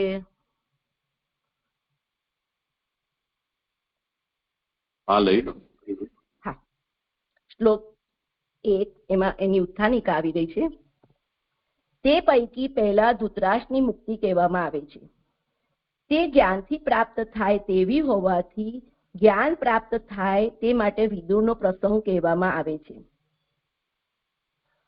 આ 13મા અધ્યાયમાં ધૃતરાષ્ટ્રની મુક્તિ કહેવામાં આવે છે. હવે ધૃતરાષ્ટ્રની મુક્તિ જ્ઞાનથી પ્રાપ્ત થાય તેવી હોવાથી જ્ઞાન પ્રાપ્ત થાય તે માટે વિદુરનો પ્રસંગ આવી રહ્યો છે. વિદુર વચલું કાર્ય કરનાર છે અથવા ધર્મરાજ હોવાથી ગુરુ છે. વિદુર વચલું કાર્ય કરનાર છે અથવા તો ધર્મરાજ હોવાથી ગુરુ છે. એમાં 1 નંબરની ફૂટનોટ છે કે આ આગળ શ્લોક 28 થી જણાશે. 28મા શ્લોકમાં એમ કહ્યું છે કે નાના ભાઈ વિદુરે બોધ કરેલો બુદ્ધિરૂપ નયન વાળો ભાઈએ જેને માર્ગ દેખાડેલો તે આજમીર રાજા પોતાના સંબંધીઓમાંના ઘણા દ્રઢ બંધનોને કાપી નીકળી ગયો. ટૂંકમાં વિદુરજીના ઉપદેશથી ધૃતરાષ્ટ્રે હસ્તિનાપુરનો ત્યાગ કર્યો એમ એ શ્લોકમાં કહેવા માંગે છે. ભગવાને તેનું આગળ ઉત્થાનિકામાં ભગવાને તેનું સ્મરણ કરેલું હોવાથી તેનો દોષ નાશ થયેલો. વિદુરજી જ્યારે તીર્થયાત્રાએ ગયેલા ત્યારે અને ભગવાન જ્યારે પોતે સ્વધામ પધાર્યા ત્યારે ભગવાને વિદુરજીને યાદ કરેલો. વિદુરજીને યાદ કર્યા તો ભગવાને વિદુરજીનું સ્મરણ કરેલું અને વિદુરજીનું સ્મરણ કરેલું હોવાથી વિદુરજીના દોષોનો નાશ થયેલો. એમાં 2 નંબરની ફૂટનોટ આવી રહી છે. 2 નંબર, વિદુર ધર્મરાજા તો પહેલા પણ હતો. પહેલા ઉપદેશ કરવાનું પ્રાપ્ત થયું ત્યારે મારો તેવો અધિકાર નથી એમ કહીને ધૃતરાષ્ટ્રને ઉપદેશ ન કર્યો. તે હજી પણ તેવો જ હોવાથી ગુરુ કેમ થાય એવી શંકા થાય તેથી આ વાક્ય કહેલું છે. ભગવાને મૈત્રેયને આજ્ઞા કરેલી કે વિદુરને તેણે જ્ઞાનનો ઉપદેશ કરવો. એ 3જા સ્કંદમાં 4થા અધ્યાયમાં 26મા શ્લોકમાં એ ભગવાને કરેલું તેનું સ્મરણ છે. એમાં 3, 4, 26માં એવું કીધું છે કે ઉદ્ધવજી બોલ્યા તત્વજ્ઞાન માટે તમારે મૈત્રેયનું આરાધન કરવાનું છે. કારણ કે જ્યારે સાક્ષાત ભગવાને મર્ત્યલોકને છોડ્યો ત્યારે તમને કહેવાનું જ્ઞાન એમણે મૈત્રેયને કહ્યું છે. તમને એ કહેવાની મૈત્રેયને આજ્ઞા પણ કરી છે. એટલે ભગવાન જ્યારે સ્વધામ પધાર્યા ત્યારે વિદુરજીને યાદ કર્યા અને વિદુરજીને આપવાનું જ્ઞાન મૈત્રેયને આપ્યું છે. એટલે ઉદ્ધવજી જ્યારે વિદુરજી અને ઉદ્ધવજીનો મેળાપ થયો ત્યારે ઉદ્ધવજીએ કીધું કે તમને તમારે મૈત્રેયજીને મળી અને ભગવાને તમારું સ્મરણ કરેલું છે અને જે તત્વજ્ઞાન આપ્યું છે એ તમારે મૈત્રેયજી પાસેથી મૈત્રેયજીને આપવાની ભગવાન આજ્ઞા કરીને ગયા છે એમ સમજાવીશ. આગળ ઉત્થાનિકામાં વિદુર અને મૈત્રેયની કથા 3જા અને 4થા 2 સ્કંદોથી કહેશે. તે પછીની કથા પ્રયોજન હોવાથી અહીં નીચેના શ્લોકથી આરંભી કહે છે. એટલે તે પછીની કથા પ્રયોજનો એટલે હવે ધૃતરાષ્ટ્રની ગતિ કરાવી છે. એટલે અહીંયા ગાળે વિદુર અને મૈત્રેયની કથા 3જા અને 4થા 2 સ્કંદોથી કહેશે અને તે પછીની કથા એટલે કે અહીં પ્રયોજન શું છે તો ધૃતરાષ્ટ્રની ગતિ કરાવી છે. એ પ્રયોજન હોવાથી અહીં નીચેના શ્લોકથી આરંભી કહે છે. સૂત કહે છે વિદુરઃ તીર્થયાત્રાયામ મૈત્રેયાદ આત્મનો ગતિમ જ્ઞાત્વા અગાત હસ્તિનપુરમ તયા ચ આત્મ વિવિસ્તતઃ. શ્લોકાર્થ. તીર્થયાત્રામાં મૈત્રેયથી ભગવાનની ગતિ જાણીને અને તેનાથી ભગવાનના સ્વરૂપને જાણેલો વિદુર હસ્તિનાપુર ગયો. શ્રી સુબોધિનીજી, તીર્થયાત્રા સમાપ્ત થઈ ત્યારે ચિત્ત શુદ્ધ થતા ઉદ્ધવના ઉપદેશથી મૈત્રેય પાસે જઈ આત્મનઃ એટલે ભગવાનની ગતિ એટલે ચેષ્ટા એટલે લીલા એવો અર્થ છે. જે શ્લોકનું પ્રથમ ચરણ છે વિદુરઃ તીર્થયાત્રાયામ એને મહાપ્રભુજી સમજાવે છે કે તેને જાણીને જ્ઞાન પ્રાપ્ત કરેલો વિદુર હસ્તિનાપુર ગયો. વિદુરજીની જ્યારે તીર્થયાત્રા સમાપ્ત થઈ અને ત્યારે એમની ચિત્તની શુદ્ધિ થઈ, એટલે દુર્યોધનના તીક્ષ્ણ બાણ જેવા વાક્યોથી જ્યારે વિદુરજીએ ઘરનો ત્યાગ કર્યો અને તીર્થયાત્રા કરવા નીકળ્યા, ત્યારે વિદુરજીને ભગવાનના ભક્ત ઉદ્ધવજીનો મેળાપ થયો અને ઉદ્ધવજીના મેળાપથી વિદુરજીની ચિત્તની શુદ્ધિ થઈ. અને ઉદ્ધવના ઉપદેશથી મૈત્રેય પાસે જઈ એ ઉદ્ધવજીના ઉપદેશથી વિદુરજી મૈત્રેયજી પાસે ગયા અને તેમણે ભગવાનની લીલા જાણી અને વિદુરજીએ ભગવાનની લીલાનું જ્ઞાન પ્રાપ્ત કરી અને હસ્તિનાપુર ગયા. આગળ સુબોધિનીજીમાં ભગવાનની ક્રિયા એટલે કે ભગવાનની લીલાથી જ તેને ભગવાનનું યથાર્થ જ્ઞાન થયું. એટલે વિદુરજીએ જે ભગવાનની મૈત્રેયજી પાસેથી ભગવાનની લીલા જાણી એ લીલાથી તેમને ભગવાનનું યથાર્થ જ્ઞાન થયું. તે અને તેનાથી ભગવાનના સ્વરૂપને જાણેલો શબ્દોથી કહેલું છે. વિદુરજી જે યથાર્થ જ્ઞાન થયું ભગવાનની લીલાનું, તે એ યથાર્થ જ્ઞાનથી ભગવાનના સ્વરૂપને જાણી અને હસ્તિનાપુર પધાર્યા છે. તેનાથી તે ગતિથી વિવિધ એટલે કે ઉત્તમ પ્રકારે ભગવાનનું સ્વરૂપ જાણેલો ગયો. નીચે પ્રમાણે અર્થ છે. મૈત્રેય પાસે જઈ પોતે સર્વ જાણનાર થાય તે માટે તેણે ઘણા પ્રશ્ન કર્યા. એટલે જે ઉત્તમ પ્રકારે વિદુરજીએ જે ભગવાનનું સ્વરૂપ જાણ્યા, તો એ કેવી રીતે એમણે જાણ્યું? તો એમણે ઉદ્ધવજી પાસેથી એમણે જાણ્યું કે મારે મૈત્રેયજી પાસે જવાનું છે. એટલે મૈત્રેયજી પાસે જઈ અને એમણે ભગવાનનું ચરિત્રનું શ્રવણ કર્યું. એટલે વિદુરજી પોતે સર્વ જાણનાર થાય તે માટે વિદુરજીએ મૈત્રેયજીને ઘણા પ્રશ્ન કર્યા. તેમાં જે જાણવામાં આવે ત્યારે આ સર્વ જણાયેલું થાય છે. એ નિયમ પ્રમાણે ભગવાનનું ચરિત્ર જાણવામાં આવે ત્યારે સર્વે જણાયેલું થતું હોવાથી તેમનું ચરિત્ર ત્રીજા અને ચોથા 2 સ્કંદોથી જાણ્યું. હવે વિદુરજી જ્યારે મૈત્રેયજી પાસેથી જે તત્વતઃ જ્ઞાન મેળવ્યું, એટલે તત્વતઃ એમણે શું જ્ઞાન મેળવ્યું કે જે જાણવામાં આવે ત્યારે સર્વે જણાયેલું થાય છે. એ નિયમ પ્રમાણે ભગવાનનું ચરિત્ર એમણે જાણ્યું ત્યારે એમને સર્વ જણાયેલું થયું અને એ ભગવાનનું એ ચરિત્ર એમને ત્રીજા અને ચોથા 2 સ્કંદોથી જાણ્યું. તેમાં એવો અર્થ જણાયો, એ 2 સ્કંદોથી એમને એનો તાત્પર્યાર્થ એમને વિદુરજીને એવો જણાયો કે સર્વ ભગવાનને અધીન છે. તે જેમ કરશે તેમ થશે, એટલે પ્રભુ જેમ કરશે તેમ થશે. તેથી માત્ર તેમના આશ્રયે રહેવું. એટલે વિદુરજી એમ જાણ્યું કે માત્ર ભગવાનના આશ્રય રહેવું. જેમ તે પ્રેરણા કરે તેમ તે કરે છે એવા વિચારથી કરવું. ભગવાન જેમ પ્રેરણા કરે તે પ્રમાણે કરે છે એવા વિચારથી કરવું. તેમાં વચ્ચે ભગવાનની ઈચ્છાથી ધૃતરાષ્ટ્રની મુક્તિ થાય તે માટે પ્રેરણા કરેલો હોવાથી પછીનું ભગવાનનું ચરિત્ર જાણ્યા વિના પણ ફળનું જ્ઞાન થયેલું હોવાથી ફરી નગરમાં આવ્યો. એટલે અહીંયા વિદુરજી તેથી જેમ પ્રભુ પ્રેરણા કરે તે પ્રમાણે પ્રભુ કરે છે એવા વિચારથી જ એમણે તેથી ભગવાનની ઈચ્છાથી જ હવે એમને ધૃતરાષ્ટ્રની મુક્તિ કરાવી છે. તે માટે ભગવાને વિદુરજીને પ્રેરણા કરી અને ભગવાનનું ચરિત્ર જાણ્યા વિના જ, એટલે વિદુરજી જ્યારે મૈત્રેયજી પાસે જ્ઞાન મેળવતા હતા ત્યારે એમને 2 સ્કંદોથી જ એમને ભગવાનનું ચરિત્રનું તાત્પર્યાર્થ સમજાઈ ગયું. એટલે હવે આગળ એમને વધારે જાણવાની ઈચ્છા રાખ્યા વિના પોતાને પણ ફળ થઈ ગયું છે. એટલે ભગવાનનું ચરિત્ર જાણ્યા વિના ફળનું જ્ઞાન થયેલું હોવાથી એમને ફળનું જ્ઞાન થઈ ગયું. એટલે એ થયેલું હોવાથી ફરી એ નગરમાં એટલે હસ્તિનાપુરમાં આવ્યો.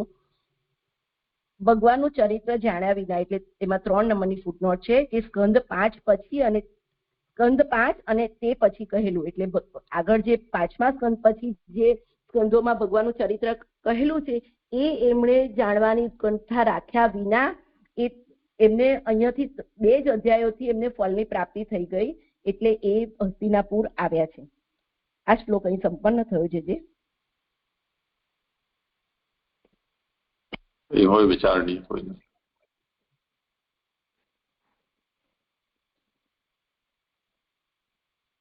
આજે આવ્યું કે ભગવાનનું જે ચરિત્ર જાણ્યા વિના એમ એ ચરિત્રનું એટલે એમાં શું આવે છે, એટલે કેમાં રુચિ ન દેખાડી એમ, કેમ કે શું છે એમાં પ્રસંગ? હા, એમનું ભગવાનનું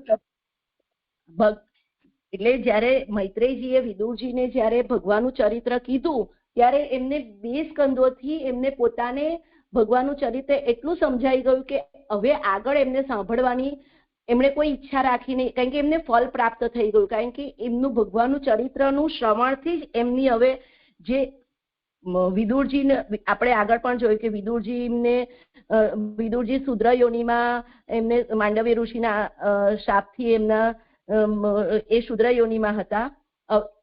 વિદુરજી છે ધર્મરાજા, યમરાજા છે, પણ એમને જ્યારે માંડવ્ય ઋષિના શાપથી એમને શુદ્ર યોનિમાં હતા એ 100 વર્ષ એમને પૂરા થયા પછી એમને તત્વતઃ ભગવાનનું ચરિત્ર સમજાઈ ગયું. જે મને અહીંયા એવી રીતે સમજાય છે, અને એ ભગવાનનું ચરિત્ર સમજાયું પછી એ હવે આગળ એમને એનાથી જ એમને પોતાના સ્થાનમાં પણ એ હવે પાછા ફરશે, એટલે એમને ફળ પ્રાપ્ત થશે. એટલે ભગવાનનું આગળનું ચરિત્ર એમને જાણવાની એમણે ઈચ્છા કરી નથી, 2 જ ચરિત્રથી એમને ફળની પ્રાપ્તિ થઈ ગઈ છે. એટલે હવે એ ધૃતરાષ્ટ્રની મુક્તિ માટે એ જે ઉત્થાનિકામાં કીધું ને વિદુર વચલુકાર, એ ધૃતરાષ્ટ્રની મુક્તિ માટે એ ધૃતરાષ્ટ્રના ગુરુ બને છે અને ધૃતરાષ્ટ્રની મુક્તિ કરાવી અને એમને પણ ફળ પ્રાપ્ત કરાવીને પોતે પણ પોતાના સ્થાનમાં ગતિ કરશે એવું અહીંયા સમજાય છે. જે મને એ રીતે સમજાય છે.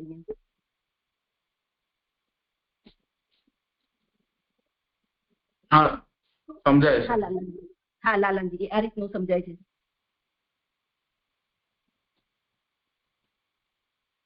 કરો ભલે આગળ.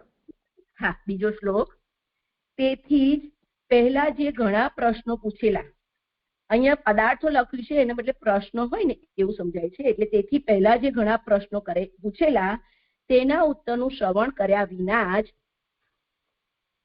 હસ્તિનાપુર આવેલો એમ નીચેના શ્લોકથી કહે છે. એટલે વિદુરજીએ મૈત્રેયજીને જેટલા પ્રશ્નો પૂછ્યા તેનાથી જ વિદુરજીને ભગવાનમાં ભક્તિ થઈ. એટલે એ ભક્તિ થઈ ગઈ તો એમણે વધારે પ્રશ્ન કરવાનું છોડી દીધું, જે આપણને કીધું ને કે ભગવાનનું ચરિત્ર જાણ્યા વિના જ. અને એ વિદુરજીએ વધારે પ્રશ્ન કરવાનું છોડી દઈ અને વિદુરજી હસ્તિનાપુર આવેલા એ આ શ્લોકમાં હવે આવી રહ્યું છે. યાવતઃ કૃતવાન પ્રશ્નાન શક્તા કૌશારવાહ અગ્રતઃ જાતઃ એક ભક્તિ ગોવિંદે તેભ્ય ચ ઉપરામઃ. શ્લોકાર્થ. સત્તાએ જેટલા પ્રશ્નો કૌશારો પાસે કરેલા તેમાંથી જેની ગોવિંદમાં અનન્ય ભક્તિ થયેલી છે તેવો તે અટક્યો. શ્રી સુબોધિનીજી. સત્તા એટલે અંતઃપુરનો અધ્યક્ષ વિદુર, આથી તે ઘણો નિપુણ હોવાનું જણાવ્યું. અહીંયા અંતઃપુર એટલે રાણીવાસ. એ વિદુરજી એટલા બધા વ્યવહારમાં એમની એટલી શુદ્ધિ હતી તો એમને બે રોકટોક એ રાણીવાસમાં પણ આવી જવી શકતા હતા, કારણ કે એમની વ્યવહારની શુદ્ધિ હતી. એટલે તે ઘણો નિપુણ હોવાનું જણાવ્યું. કૌશારવ એટલે કુશારુનો પુત્ર મૈત્રેય. વિદુર ઉત્તમ અધિકારી હોવાથી ભગવાનના ચરિત્રના થોડા ભાગનું શ્રવણ કરવાથી પણ તેને ભક્તિ પ્રાપ્ત થઈ. તેથી ફળ પ્રાપ્ત થયેલ હોવાથી પ્રશ્નોના ઉત્તરનું શ્રવણ કર્યા વિના પણ અટક્યું. જે આપણે આગળ જોયું કે હવે એમને ઉત્તમ અધિકારી હોવાથી એમણે ભગવાનના ચરિત્રનું 2 સ્કંદોથી શ્રવણ કર્યું અને એમને ભક્તિ પ્રાપ્ત થઈ ગઈ અને એમને પોતાને ફળ પણ પ્રાપ્ત થયેલું હોવાથી એ આગળના પ્રશ્નોના ઉત્તરનું શ્રવણ કર્યા વિના જ ત્યાં અટક્યા એમ અહીંયા આ શ્લોકમાં આવી ગયું છે. જે મારા શ્લોક સંપન્ન થયા. દંડવત પ્રણામ. જે કઈ હોય વિચારણી કોઈ ફળ પ્રાપ્ત થયેલું પછી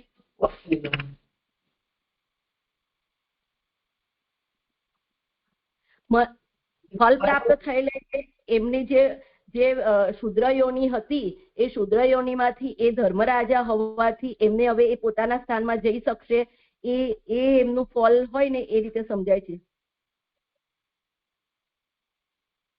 પાછળ જે પહેલા સુબોધનીમાં આવ્યું કે પોતે સર્વ જાણનાર થાય તે માટે તેણે ઘણા પ્રશ્નો કર્યા. એના પછી આવે છે કે જે 6મી 7મી લાઈનમાં આવે છે કે જે જાણવામાં આવે ત્યારે આ સર્વ જાણાયેલું થાય. એ નિયમ પ્રમાણે ભગવાનનું ચરિત્ર જાણવામાં આવે ત્યારે સર્વ જાણાયેલું થતું હોવાથી, એટલે ભગવાનના ચરિત્ર જાણવામાં આવ્યા છે. એટલે ભગવાનને જાણી ગયા. અહીંયા જ્ઞાન થયેલું હોવાથી તે ફરી નગરીમાં. અહીંયા કહ્યું છે કે ફળ એટલે મુક્તિ પ્રાપ્ત થઈ હોવાથી આગળના પ્રશ્નો શ્રવણ ના કર્યા જવાબ. બરાબર ને? એટલે ભગવત સંબંધી જ્ઞાન કે આપણે તો ફળથી એટલે હજી આગળ એમને ભક્તિ કરવાની બાકી રહી કે ભગવાનનું જ્ઞાન થઈ ગયું કે સાક્ષાત્કાર કે ભક્તિ કરવાની થવાની, એટલે હવે શું થશે એમને એ તો વિચારવાનું છે. ફળથી શું લેવાનું?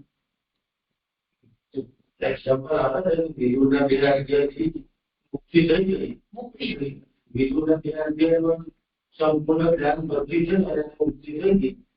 આગળ પછી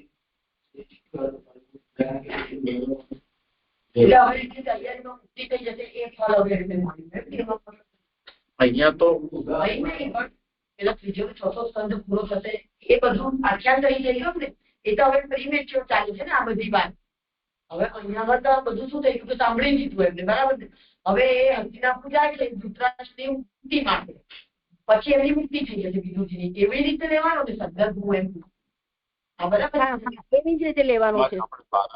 એમાં વિષય આવ્યો ને, વિદુર આશ્ચર્ય જોઈને હર્ષ અને શોકવાળો થઈ ત્યાંથી તીર્થોમાં ફરવા જશે એમ કહીને નારદ તુંબુરુ સાથે સ્વર્ગમાં ગયા.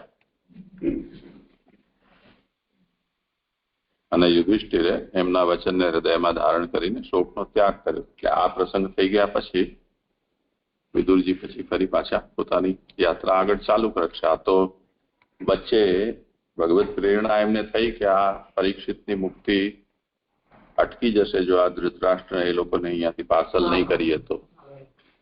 એટલે એમને અહીંયાથી એમના સ્થાને પહોંચાડીએ તો પછી પરીક્ષિતનું લાઈન ક્લિયર થાય. એટલા માટે વચ્ચેથી વિદુરજી આવ્યા છે. એ થાય પછી ફરી પાછા એ તીર્થમાં જશે. એટલે ધૃતરાષ્ટ્રની મુક્તિ થાય એ માટે એ તીર્થયાત્રામાંથી છોડાવીને ભગવાન એમને અહીંયા આગળ લાવ્યા અને મૈત્રેયજીનો મેળાપ કરાયો. હવે પાછું ફરીથી તીર્થયાત્રા પાછી ચાલુ કરે. મૈત્રેયજીને એમને પ્રશ્ન તો ઘણા બધા કર્યા છે, પરંતુ સર્ગ વિસર્ગ પૂરતું જ એમને જે નિરૂપણ નું શ્રવણ કર્યું એટલાથી એમને યોગ્યતા પ્રાપ્ત થઈ ગઈ. એટલે પછી બીજા બધા પ્રશ્નો અનુત્તરિત છોડીને જ એ અહીંયા આવી ગયા.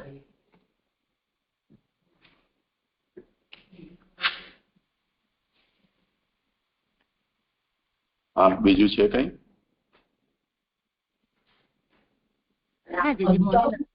પ્રણામ જીજી. મને એવું ના સમજ પડે છે, એટલી ના સમજ પડી કે એમને અંતઃપુરથી સ્ત્રી વાત એમ કહ્યું. રાણી હશે એમના અધ્યક્ષ વિદુરજી એમ કેમ એવી વિદુરજીને કેમ એમના અધ્યક્ષ એટલે કોઈ રીઝન વિચારે છે?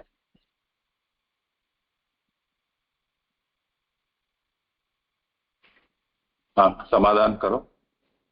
હા, એટલે ત્યાં એવી રીતનું મને સમજાયું કે એ વિદુરજીની વ્યવહારની જે શુદ્ધિ હતી ને એ એટલે વ્યવહારની શુદ્ધિના કારણે એ ગમે તે સ્થળે જઈ આવી શકતા હતા. એટલે રાણીવાસમાં પણ એ જઈ આવી શકતા હતા. એટલી શુદ્ધિ હતી. એટલે ઘણો નિપુણ હોવાનું જણાવ્યું. એટલે વૈરાગ્ય અહીંયા પણ એવી રીતે સમજવાનું કે એવા હતા વૈરાગ્યવાન એમ એવા અર્થમાં તમે પૂછો? હા, એ રીતે સમજાશે. હા,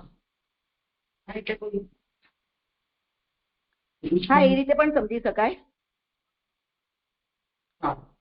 બરાબર છે ને? એટલે એમનું ચરિત્ર એટલું શુદ્ધ હતું એમ. હા, ચરિત્ર શુદ્ધ હતું. આગળ એમાં કઈ હોય તો નિરૂપણ એ રીતે કરી રહ્યા છે કે સત્તા શબ્દનો પ્રયોગ અંતઃપુરના અધ્યક્ષ માટે કરાય છે. જેમ દ્વારપાલ તો દરવાજા ઉપર જે રક્ષક હોય દ્વારપાલ હોય. કોટવાલ તો જે કોટ કે બહારનો જે કિલ્લો હોય ત્યાં રક્ષા માટે નિમણૂક થયેલ હોય તે ગણાય. એમ એવી રીતે જે સત્તા છે એ રાણીવાસનો અધ્યક્ષ છે, એની વ્યવસ્થાને જોનારો સાંભળનારો છે. તો રજવાડાઓમાં બધી જુદી જુદી પોસ્ટ છે. તો અહીંયા વિદુરજીની નિયુક્તિ એટલા માટે કરી કે અતિ નિપુણ હતા એટલે. તો અનેન અતિ નિપુણત્વમ બોધિતમ. અંતઃપુરનો અધ્યક્ષ તો એ જ રહી શકે કે જે અતિ નિપુણ હોય, કેમ કે બહુ સેન્સિટિવ એરિયા કહેવાય. તો એમને જ હેન્ડલ કરવું એ બહુ અઘરું છે. રાજા માટે પણ અઘરું થઈ જાય. એટલે એનાથી પણ વધારે જે નિપુણ હોય એને ત્યાં અધ્યક્ષ તરીકે મુકાય, એ તાત્પર્ય છે.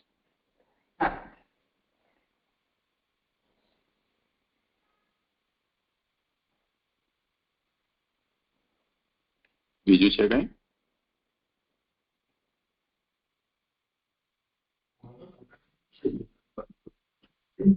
હા, પદાર્થ જ છે. એટલે પદાર્થ વિષયમાં પ્રશ્ન. આમ તો એમણે જે તાત્પર્ય કહ્યો એ તો ઠીક જ છે, પણ શબ્દ બદલવાની જરૂર નથી. હા જી, એટલે પદાર્થ જ રાખો. હા જી, દંડવત પ્રણામ. મારો વારો છે બેજો. પ્રણામ છે. અચ્છા, તો આટલી વારથી બોલીએ છીએ. કરો આરંભ. હા જી. યાવત ત્રીજા શ્લોકની ઉત્થાનિકા.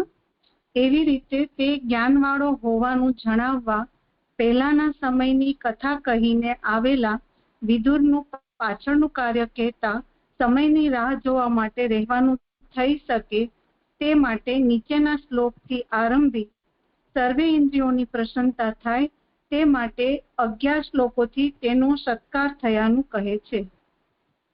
એવી રીતે જ્ઞાનવાળો હોવાનું જણાવવા એટલે કે વિદુરજી જ્ઞાનવાળા હવે થઈ ગયા છે એના માટે પહેલાના સમયની કથા કહીને, એટલે કે એ જ્ઞાનવાળા કેવી રીતે થયા, તો એના માટે આપણને પહેલા શ્લોકમાં જે કહ્યું કે ભગવાન જયારે પધાર્યા ત્યારે ઉદ્ધવજીએ જે એમને ભગવાને યાદ કરીને એમને કહ્યું હતું ઉદ્ધવજીને કે એમને મૈત્રેયજી પાસે જાય, તો એમની પાસેથી જે એમને જ્ઞાન મેળવેલું તો એવી રીતે જ્ઞાનવાળા થયા. તો એ જે કથા આવી ગઈ. હવે એનું વિદુરજીનું પાછળનું કાર્ય કહેવા માટે, એટલે કે હવે એમનું શું કાર્ય છે, તો એના માટે સમયની રાહ જોવા માટે રહેવાનું થઈ શકે, એટલે કે હવે આગળ જે થવાનું છે એના માટે હજી સમય નીકળશે એમ.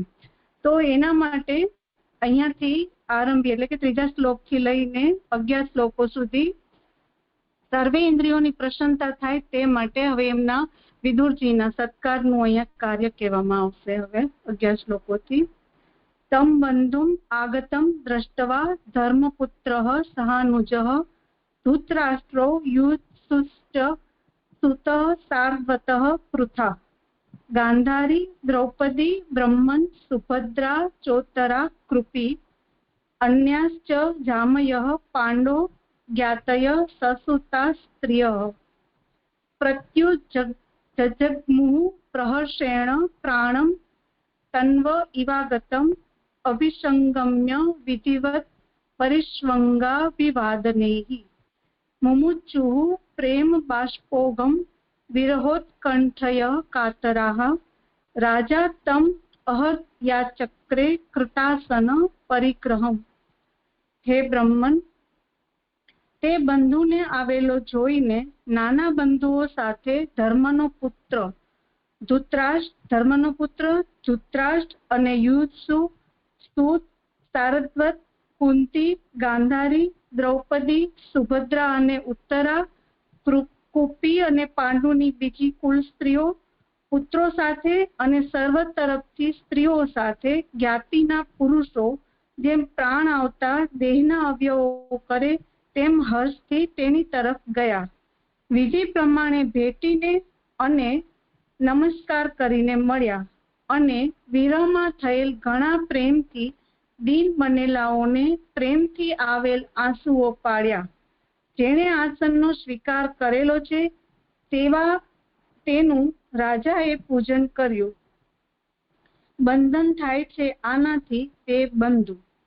સુખ દુઃખ જ્ઞાન અને મોક્ષથી અધિકાર પ્રમાણે બંધુપણાનો નિર્ણય થાય છે. તેથી આગળ એક ઉત્થાનિકામાં એક ફૂટનોટ રહી ગઈ, એ કરી લઉં છું. 11 શ્લોકોથી જે કહ્યું ને એમાં પેલી ફૂટનોટ છે કે ઇન્દ્રિયો 11 હોવાથી તેમની પ્રસન્નતા થાય તે માટે 11 શ્લોકોથી સત્કાર થયાનું કહ્યું છે. 11 ઇન્દ્રિયોથી 11 ઇન્દ્રિયોની પ્રસન્નતા માટે અહીંયા 11 શ્લોકથી એમનો સત્કાર, વિદુરજીનો સત્કારની અહીંયા કથા આવી રહી છે. અને અહીંયા બંધુપણાનો નિર્ણય એની બીજી ફૂટનોટ છે. જ્ઞાન અને મોક્ષથી બંધન થાય તે સત્વગુણ જેવું જાણવું, કારણ કે તે બે જ્ઞાન અને મોક્ષ પણ ગુરુ તરીકે આસક્તિ કરાવનારા છે. એટલે કે સુખ દુઃખ જ્ઞાન અને મોક્ષથી અધિકાર પ્રમાણે જે કહ્યું કે બંધુપણાનો નિર્ણય થાય છે, તો જેનાથી આપણને સુખ દુઃખ થતું હોય કે જેનાથી જ્ઞાન ને જેનાથી મોક્ષ, આ 4 પદાર્થો જેનાથી થાય તેનાથી બંધુપણાનો નિર્ણય થાય છે. તો એમાં એમ કહી રહ્યા છે કે જ્ઞાન અને મોક્ષથી બંધન થાય તે સત્વગુણ જેવું જાણવું, એટલે કે સત્વગુણ પણ બંધન કરાવનારો તો છે જ, તો એવી રીતે જ્ઞાન અને મોક્ષ પણ બંધન કરાવનારા છે. કારણ કે તે બંને, એટલે કે તે બે જ્ઞાન અને મોક્ષ પણ ગુરુ તરીકે આસક્તિ કરાવનારા છે. એટલે કે જેની પાસેથી જ્ઞાન મળે છે તો એ ગુરુમાં પણ આપણી આસક્તિ હોય છે એમ. તો એવી રીતે પણ એને આસક્તિ કહી, એવી રીતે જેમનાથી એમના જ્ઞાનથી મોક્ષ થાય છે, તો જે ગુરુના જ્ઞાનથી થાય છે, તો એ બંને પદાર્થોને બંધુપણા તરીકે લીધા. કેમ કે એ બધાથી એ બધામાં જેની આસક્તિ રહેલી છે, તો એવી રીતે એ બંધુપણામાં આવે છે, તો એ બધા પદાર્થો બંધન કરાવનારા છે એમ. આવેલો જોઈને તેની તરફ ગયા, બીજાના ધૃતરાષ્ટ્રના કાર્ય માટે આવેલ તેથી દૂરથી જણાવેલું નહીં, જેથી સામા જાય. સૂત એટલે કે સંજય, સારદ્વત એટલે કે કૃપ, કારણ કે તે સર એટલે કે બરુના ગુચ્છમાંથી જન્મેલો. હે બ્રહ્મન, એ સંબોધન સ્ત્રીઓની ગણના થતા વિકાર ન થાય તે માટે કરેલું છે. કૃપી એટલે કે દ્રોણની પત્ની, જામય એટલે કે કુલની સ્ત્રીઓ, દિયરની લાજ ન હોય તેથી પાંડુની એમ કહેલું છે. જ્ઞાત્ય એટલે કે જ્ઞાતિના પુરુષો, સૂતો સાથે અને આ એટલે કે સર્વ તરફની સ્ત્રીઓ સાથે, એટલે કે કુટુંબો સાથે જ્ઞાતિના પુરુષો તેની તરફ ગયા એવો અર્થ છે. પ્રત્યુચ્ચ જગમુહ એટલે કે સામું મુખ રાખીને ગયા. તન્વ ઇવ એટલે કે કર ચરણ વગેરે દેહના અવયવો પેઠે. અભિસંગમ્ય એટલે કે મળીને. વિધિવત એટલે કે શાસ્ત્ર પ્રમાણે યોગ્ય હોય તેમ કેટલાકે નમન કર્યું. પ્રેમથી આંસુઓ આવેલ. વિરહમાં એટલે કે ઔત્કંઠ્ય એટલે કે ઘણો પ્રેમ, તેનાથી કાતરાહા એટલે કે દીન થયેલા. પહેલા જ્યારે તે ગયો ત્યારે જે પ્રેમ થયેલો તે ભગવાનના પ્રેમ જેવો આનંદરૂપ ન હોવાથી તે પ્રેમથી દીન થયેલા. કારણ કે વિદુરની પ્રાપ્તિ થયેલી નહીં એ પ્રમાણે સર્વ પાસે રહેલા, ત્યારે મુખ્યને પૂજા કરવાનો અધિકાર હોવાથી રાજાએ તેનું પૂજન કર્યું, આસન આપ્યું. ત્યારે સ્વીકારેલું હતું આસન જેણે તેવા વિદુરની પૂજા કરી. આથી એમ સૂચવેલું છે કે તેણે પૂજન કરવાનું કહ્યું ન હતું.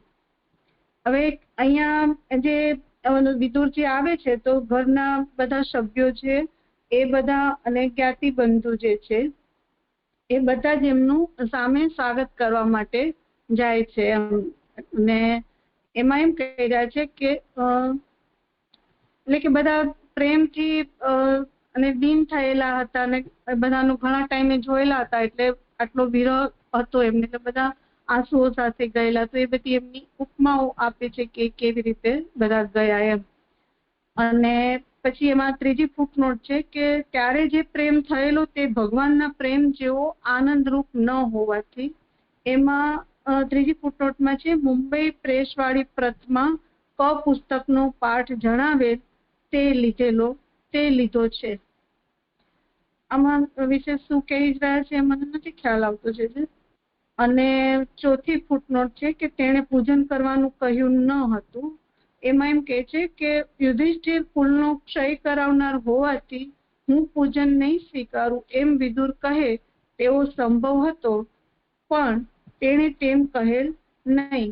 એટલે કે વિદુરજી ગયા પછી જ્યાં કુરુક્ષેત્રનું યુદ્ધ થયું હતું તો એમના કારણે જે થયું હતું તો એમ વિદુરજી કહી શકે કે હું આમનું પૂજન નહીં સ્વીકારું. તો એક રાજા તરીકે સૌથી પહેલા આગળ યુધિષ્ઠિર હોવાથી એમને જ પહેલા પૂજન કર્યું, તો એ કહી શકતા હતા કે હું આમનું પૂજન નહીં સ્વીકારું, પણ એમને એવું કહ્યું નથી. એમ અહીંયા જે આ શ્લોક પૂરો થયો છે. પણ મને જે ત્રીજી ફૂટનોટમાં જે એમ કહ્યું ને એ નથી ખ્યાલ આવતો. એટલે કે પહેલા જયારે તે ગયા ત્યારે જે પ્રેમ થયેલો તે ભગવાનના પ્રેમ જેવો આનંદરૂપ ન હોવાથી તે પ્રેમથી દીન થયેલા. આ વસ્તુ મને જે નહીં સમજાતું છે. અચ્છા, જેને સમજાયું હોય એમને.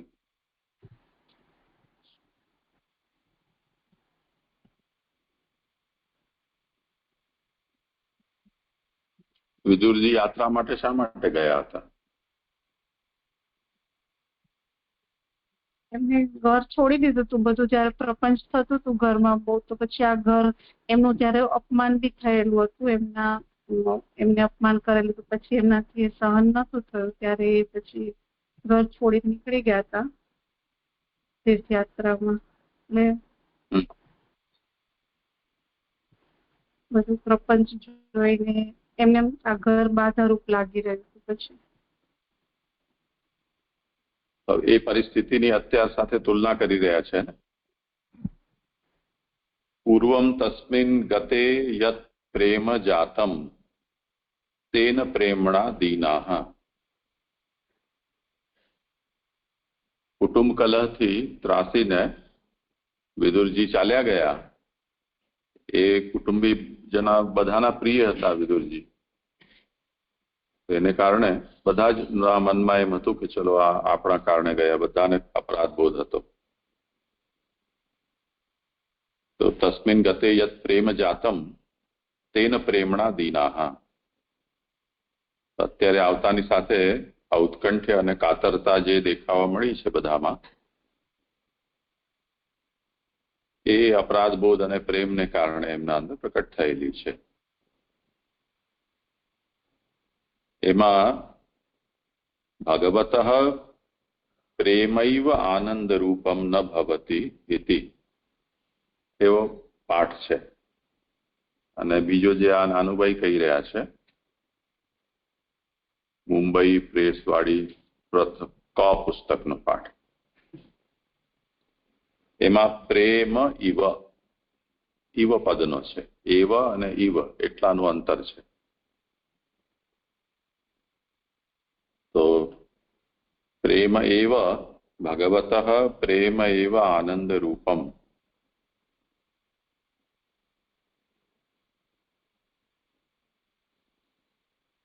ભગવાનનો જે પ્રેમ છે એ જ આનંદ રૂપ છે. ભગવાનના પ્રેમ જેવો એ આનંદ રૂપ છે. એવું નથી થતું. તો બે વાત પાઠના અંતર છે અહીંયા. એકમાં ઈવ છે અને એકમાં એવકાર છે. તો નાનુભાઈએ અહીંયા ઈવ પદ છે, પ્રેમ ઈવ આનંદ રૂપમ ન ભવતી, એ પાઠને સ્વીકાર્યો છે. એટલે એનો અર્થ એમ કરી રહ્યા છે કે પહેલા જ્યારે તે ગયો ત્યારે જે પ્રેમ થયેલો તે ભગવાનના પ્રેમ જેવો આનંદરૂપ ન હોવાથી તે પ્રેમથી દીન થયેલા. કારણ કે વિદુરની પ્રાપ્તિ થયેલી નહીં, એ પ્રમાણે સર્વ પાસે રહેલા. તો આ ઈવ પદને લઈને અર્થ કરેલો છે. હા, જે સમજાય સરસ. હવે મને આમાં પ્રશ્ન પૂછે, વિદુરની પ્રાપ્તિ થયેલી નહીં એ પ્રમાણે સર્વ પાસે રહેલા.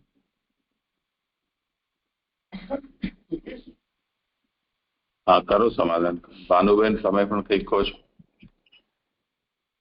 સ્થિતિબેન સંભળાયું નહીં પણ. જી શારદા, હું એમ સમજી હતી કે આટલું જે એ મૈત્રી સાથે રહ્યા ને, જે સર્વભાવ ભગવાનમાં જેમને થયો છે, તેથી હવે એનું તો પરિવર્તન તો આવે ને. બીજા સર્ગ વિસર્ગથી બધી સમજીને આવ્યા છે ને, હવે ભક્તિ પણ થઈ ગઈ છે ને જ્ઞાન થઈ ગયું છે. તો હવે જે ક્લેશ હતો તે નિવૃત્ત થઈ ગયો છે. પહેલેથી વિદુરજી ધર્મ રાજા છે, તો એમાં એ ગુણો તો હતા, પણ અત્યારે હવે આ જે ભાગવતજીનું જ્ઞાન પ્રાપ્ત થયા પછી એમને આ વિશેષતા દેખાય છે એમનામાં. એટલું મને અહીં સમજાયું હતું. સરદા, પ્રણામ.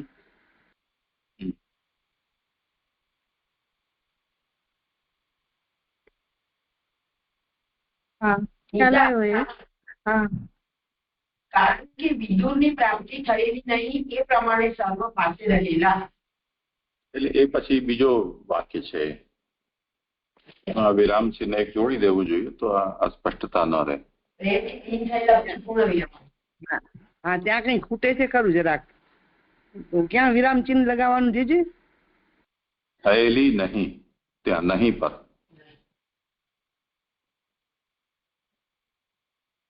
હા, અચ્છા, વિદુરની પ્રાપ્તિ થયેલી નહીં. આ સુબોધનીનું જે પ્રારંભ વાક્ય આવે છે ને, એ મને સમજવું છે ફૂટનોટ સહિત. ફરીથી મને સમજાયું નહીં. એટલે આ બંધન થાય એને બધું એ સમજાવો.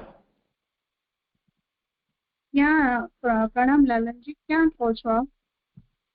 બંધન થાય છે, આનાથી તે બંધુ હા. સુખ દુઃખ જ્ઞાન અને મોક્ષ થી અધિકાર પ્રમાણે બંધુપણાનો નિર્ણય થાય છે. ત્યાં જે 2 નંબરની ફૂટનોટ પણ છે, એ આખું સમજવાની ઈચ્છા. સમજાયું નહીં, વાક્ય સ્પષ્ટ ન થયું.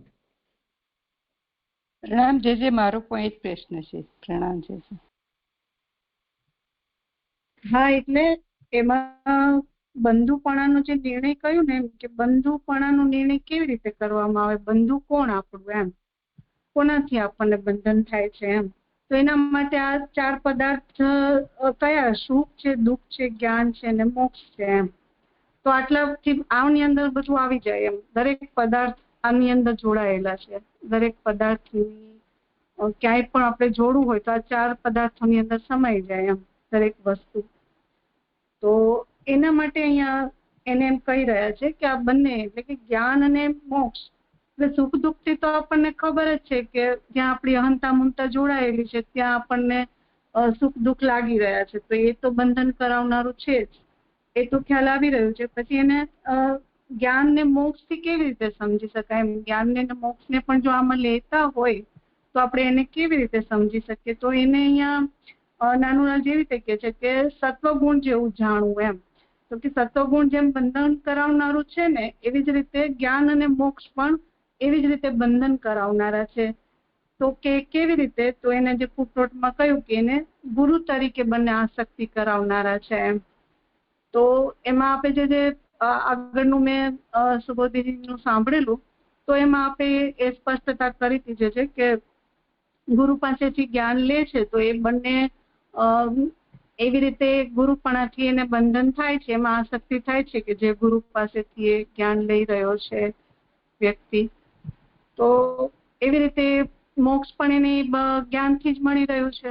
તો પછી એ બંને આસક્તિ કરાવનારા પદાર્થને એવી રીતે ત્યારે આપણે સ્પષ્ટતા કરી દીધી છે. મને અહીંયા આટલું સમજાય છે, આપ વિશેષ જણાવો વિનંતી છે. સુખ દુઃખ જ્ઞાન અને મોક્ષ, પેલા તો આની શું પરિભાષા અહીંયા છે એ જ નથી સમજાતું. એટલે બંધન થાય એટલે સુખ દુઃખ જ્ઞાન અને મોક્ષ, તો આને કેવી રીતે સમજવાનું? એનાથી કેવી રીતે બંધન થાય? પદાર્થ ગમે કોઈ, એટલે જેમ કોઈક વસ્તુ આપણે ગમતી હોય તો ગમવું ક્યારે થાય? જ્યારે એનાથી આપણે સુખ પ્રાપ્ત થાય. તો એનાથી એક બંધન થયું એ વિષય સાથે. પછી દુઃખ જ્ઞાન અને મોક્ષ, એવી રીતે એના પણ કઈ રીતે અહીંયા જોડી શકીએ? એ સમજવું છે. અને અહીંયા એના પછી કીધું કે જ્ઞાન અને મોક્ષ થી, એટલે અહીંયા મોક્ષ ને જુદું પાડીને પછી કહે છે ને કે જ્ઞાન અને મોક્ષ થી બંધન થાય તે સત્વગુણ જેવું જાણવું. એ સત્વગુણ થી અને જ્ઞાન અને મોક્ષ થી બંધન થાય એ વાત પણ સમજાતી નથી. એટલે બધું વિપરીત જાતું હોય ને એવું મને પર્સનલી જણાય છે. હા, કરો સમાધાન જેમને કરવું હોય. હા લાલન, મને એવું લાગે છે અહીં કે બંધુનો પર્યાય એ છે કે જેનાથી બંધન વગર થાય જ નહીં. એટલે બંધુ એટલે બંધન કરાવે એવા સંબંધો, છૂટી જ ન શકાય. તો સુખ દુઃખ એ કેવા છે, જ્ઞાન અને મોક્ષ પણ એવા છે કે ત્યાં સત્વગુણ તો રહેશે જ, એટલું બંધન તો રહેશે જ. એનું નામ જ બંધુ. બંધુ માને જેનાથી આપણે છૂટી ન શકીએ ક્યારે, એ બંધનમાં જ રાખે એ જ બંધુ. એવી રીતે ક્યાં કઈ વ્યાખ્યા આવી હતી આગળ બંધુની, કે જ્યાંથી આપણે આપણા પ્રયત્ન છૂટી ન શકીએ એ બંધુ. તો અહીં પણ એવું છે કે હા, એટલે અહીંયા આવો તાત્પર્ય લઈને ચાલશું તો પછી અહીંયા જ્ઞાન અને મોક્ષ આ બે વાત કઈ છે એની પરિભાષા કેવી રીતે બનાવશું? તો એ સાત્વિક સુધી પહોંચાશે લાલન. તો એ સાત્વિક સુધી નિર્ગુણ નહીં કરી શકે. આ બંધુ શબ્દ થી જ મને એવું લાગે છે આ શબ્દનો જે ગુણ છે. હે તો મોક્ષ કેવો એમ? એટલે એ જ વાત સાત્વિક થશે, એ સત્વગુણ થશે, નિર્ગુણતાને પ્રાપ્ત નહીં કરાવી શકે એવો. એટલે તમે કહો છો એના પ્રમાણે અગર આ પ્રમાણે લેવાનું હોય તો પછી હું જે મોક્ષ સમજુ છું એવું તાત્પર્ય અહીંયા નહીં હોય એમ. તો પછી કઈ રીતે મોક્ષની પરિભાષા બનાવવાની એમ? મોક્ષ તો જે આપણે શાસ્ત્રમાં જે કહેવામાં આવે છે એ પ્રમાણે અહીંયા લઈને ચાલીએ તો પછી કેવી રીતે તમે કહો છો એ વાત જોડાય? તમે કહો છો એવી રીતે હોય તો અહીંયા કઈક પરિભાષા બીજી હોય એ હોય છે. એ મને પણ એ પ્રશ્ન હતો લાલન કે આ બંધુ કે છે તો આ તો બંધન બાંધી રહ્યા છે. તો મને પણ એ પ્રશ્ન હતો, હું પૂછવાની હતી જેને કે એ ત્યારે એ પછી મોક્ષ થાય કેવી રીતે? જો આ તો સત્વગુણ સુધી પહોંચાડે છે તો મોક્ષ નથી ને, જ્ઞાન થાય છે. તો બસ જ્ઞાન થશે. હવે એનાથી ઉપરાંત પ્રાપ્ત કરવું છે તો આ બધા જ ધર્મોને છોડવા પડશે એવું કંઈક નીકળશે આમાંથી. પણ મને નથી સમજ પડતી. લાલન શરદ બાવા કરાવશે. આટલું મને સમજાય છે કે ત્યાં સુધી બંધન તો છે એ છે જ, એ મોક્ષ તો નહીં થાય, જ્ઞાન સુધી પહોંચાડી શકશે. પણ એ બંધનો છૂટશે જયારે બંધુ જે બાંધેલા છે બંધુ તરીકેના, ત્યારે જ મોક્ષ થશે, નહીં તો નહીં થાય. ગુરુ શિષ્યના સંબંધ છે ત્યાં સુધી પણ નહીં થાય મોક્ષ. એટલે અહીંયા જે બંધન સુખ દુઃખ સાથે તો સમજી શકીએ, પણ જ્ઞાન ને મોક્ષ સાથે એને કેવી રીતે જોડવું આ જ વાત મને નથી સમજાય. મને એવું સમજાય છે કે નહીં થાય મોક્ષ. ત્યાં સુધી જ્ઞાન થશે પણ મોક્ષ નહીં થાય. અરે મોક્ષ ની તો વાત છે જ નહીં ને અહીંયા. એનાથી કઈક બીજું થાય છે. જ્ઞાન અને મોક્ષ થી બીજું કઈક પ્રાપ્ત થાય છે ને. મોક્ષ ની પ્રાપ્તિ ની વાત તો અહીંયા કરી જ નથી ને. તો સત્વગુણ પ્રાપ્ત થાય છે ગુરુ અને શિષ્ય. જ્ઞાન નથી, ગુરુ અને શિષ્ય સત્વગુણ અહીંયા લખ્યું છે એમ જોઈએ ને, લખ્યું છે એના પ્રમાણે તમે સમજાવો. જ્ઞાન અને મોક્ષ થી બંધન થાય તે સત્વગુણ જેવું જાણવું. તો જ્ઞાન અને મોક્ષ થી બંધન થાય તો અહીંયા થાય છે કે જે બંધન થાય છે અને કેનાથી? તો મોક્ષ અને જ્ઞાન થી થાય છે. હવે મને સમજવું છે કે કઈ રીતે. મને એવું સમજાય છે, કદાચ મારી સમજ ખોટી પણ હોય, સુખ અને દુઃખ તો આપણને જાણવું કે જે બંધન થાય છે પતિ પત્ની પુત્ર ગમે તેનાથી, પણ કોઈથી દુઃખ મળે છે કે સુખ મળે છે એ બંધન કરતા છે. જ્ઞાન છે એ પણ બંધન કરતા છે, જેમ કે અહીંયા સત્વગુણ જેવું જાણવું. જે આપણે ગીતાજીમાં પણ કહ્યું. અને મોક્ષથી અધિકાર પ્રમાણે બંધુપણાનો નિર્ણય થાય છે. એમાં જયારે ફૂટનોટમાં એવું કહ્યું ને કે જ્ઞાન અને મોક્ષ પણ ગુરુ તરીકે આસક્તિ કરાવનારા છે. એટલે જે શિષ્ય ગુરુ પાસે જઈ રહ્યો છે ને એને એમ થાય છે કે આ ગુરુ મને મોક્ષ અપાવશે, તો એ પણ એને એક બંધન કરતા છે. એ અર્થમાં અહીંયા મોક્ષને સમજી શકાય એવું લાગે છે. એટલે એની પરિભાષા આ રીતે આ રીતે સમજ, કારણ કે એને બંધન થાય એ બંધુ. તો જે શિષ્ય ગુરુ પાસે જાય છે તો એ આસક્તિથી જ જાય છે, એ પણ એને બંધન કરાવશે કે આ મને જ્ઞાન પણ આપશે અને મોક્ષ પણ આપશે. તો આ રીતે તો સમજાય છે. કે 7 નંબરની કારિકા છે, આમાં જ 362 નંબરના પેજ ઉપર જ્યાં સુધી કોઈનું પણ હૃદય જેનામાં સંપૂર્ણ રીતે હોય ત્યાં સુધી હૃદયથી બંધન હોવાથી તે કોઈ પણ સમયે મુક્ત ના થાય. એટલે અહીંયા જે બંધન બતાવી રહ્યા છે 4 પ્રકારનું, તો એ બંધન એમાં આસક્તિ, આપણી તેનામાં આસક્તિ ને તેની આપણામાં આસક્તિ. એટલે જ્યાં સુધી એટલું બંધન છે ત્યાં સુધી આ તમે પૂછતા હતા ને લાલનજી કે મુક્ત કેવી રીતે થશે, તો અહીંયા તો સત્વગુણથી એ બંધાઈ રહ્યા છે. તો એ આસક્તિ જયારે છૂટશે એની આપણામાંથી ને આપણી એનામાંથી, આ બંને તરફથી આસક્તિ જયારે છૂટશે ત્યારે જે સંપૂર્ણતયા એ હૃદયથી બંધન છે તો મુક્ત નથી થતો, બંધન છૂટશે તો મુક્તિ થઈ જશે. એટલે અહીંયા જે આ બંધન કહી રહ્યા છે ને તો આ સત્વગુણથી બંધન છે હજી. તો આ રીતે ગુરુમાં પણ જે આસક્તિ રૂપ જે છે ને એ પણ બંધન જ છે, જે હમણાં સુનિતાએ કહ્યું એનાથી આ થોડું આગળ આટલી વાત મને જરા સમજાઈ એટલે મેં કહી. પણ જે વધારે કરશે અહીંયા એનું સ્વરૂપ કઈક જુદું જ થાય છે. હું જે વિચારતો હતો એવું નથી એમ.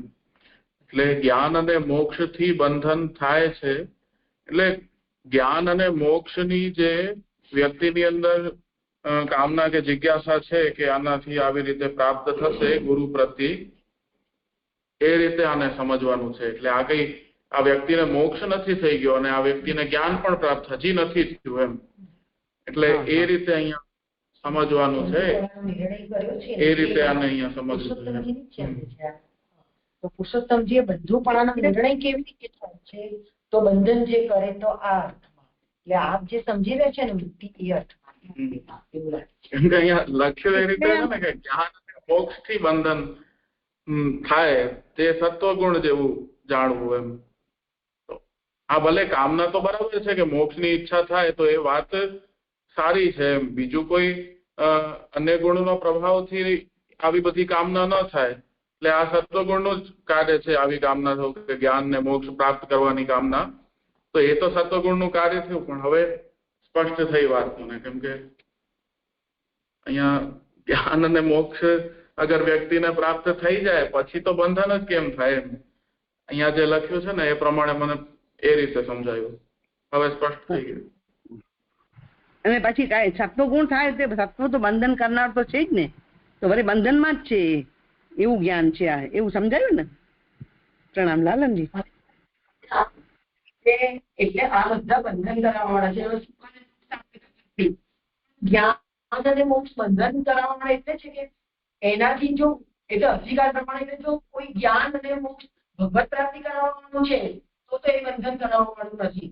પણ એ સિવાયના જેટલા જ્ઞાન અને મોક્ષ છે એ બંધન વાળા છે. કેમ કે જેના જ્ઞાની છે તેને અક્ષર પ્રાપ્ત થશે, મોક્ષ છે તેને કોઈ દેવી દેવતા કે એની પ્રાપ્તિ થશે જે અધિકાર પ્રમાણે. પણ ભગવાનની તો પ્રાપ્તિ નથી થઈ ને, તો જ્યાં સુધી એ વ્યક્તિને ભગવાનની પ્રાપ્તિ થઈ નથી ત્યાં સુધી તો એ બંધનમાં જ છે. ખરેખર મુક્ત ક્યારે થાવ કે જયારે તમને ભગવાનની પ્રાપ્તિ થઈ જાય ત્યાં સુધી, કાં તો કોઈ દેવી દેવતાના લોકમાં છે કે જેનું જે સ્થાન છે ત્યાં છે, ભગવાન પાસે તો એ નથી જ ને. તો એ અર્થમાં જ્ઞાન અને મોક્ષ બંધન કરાવવા વાળા હોય અધિકાર પ્રમાણે. જો એ જ્ઞાન અને મોક્ષ ભગવત ગામી છે તો એ પછી બંધન કરાવવા વાળા નથી, મને એવું લાગે છે. જ્ઞાન છે ને એના પેકેટમાં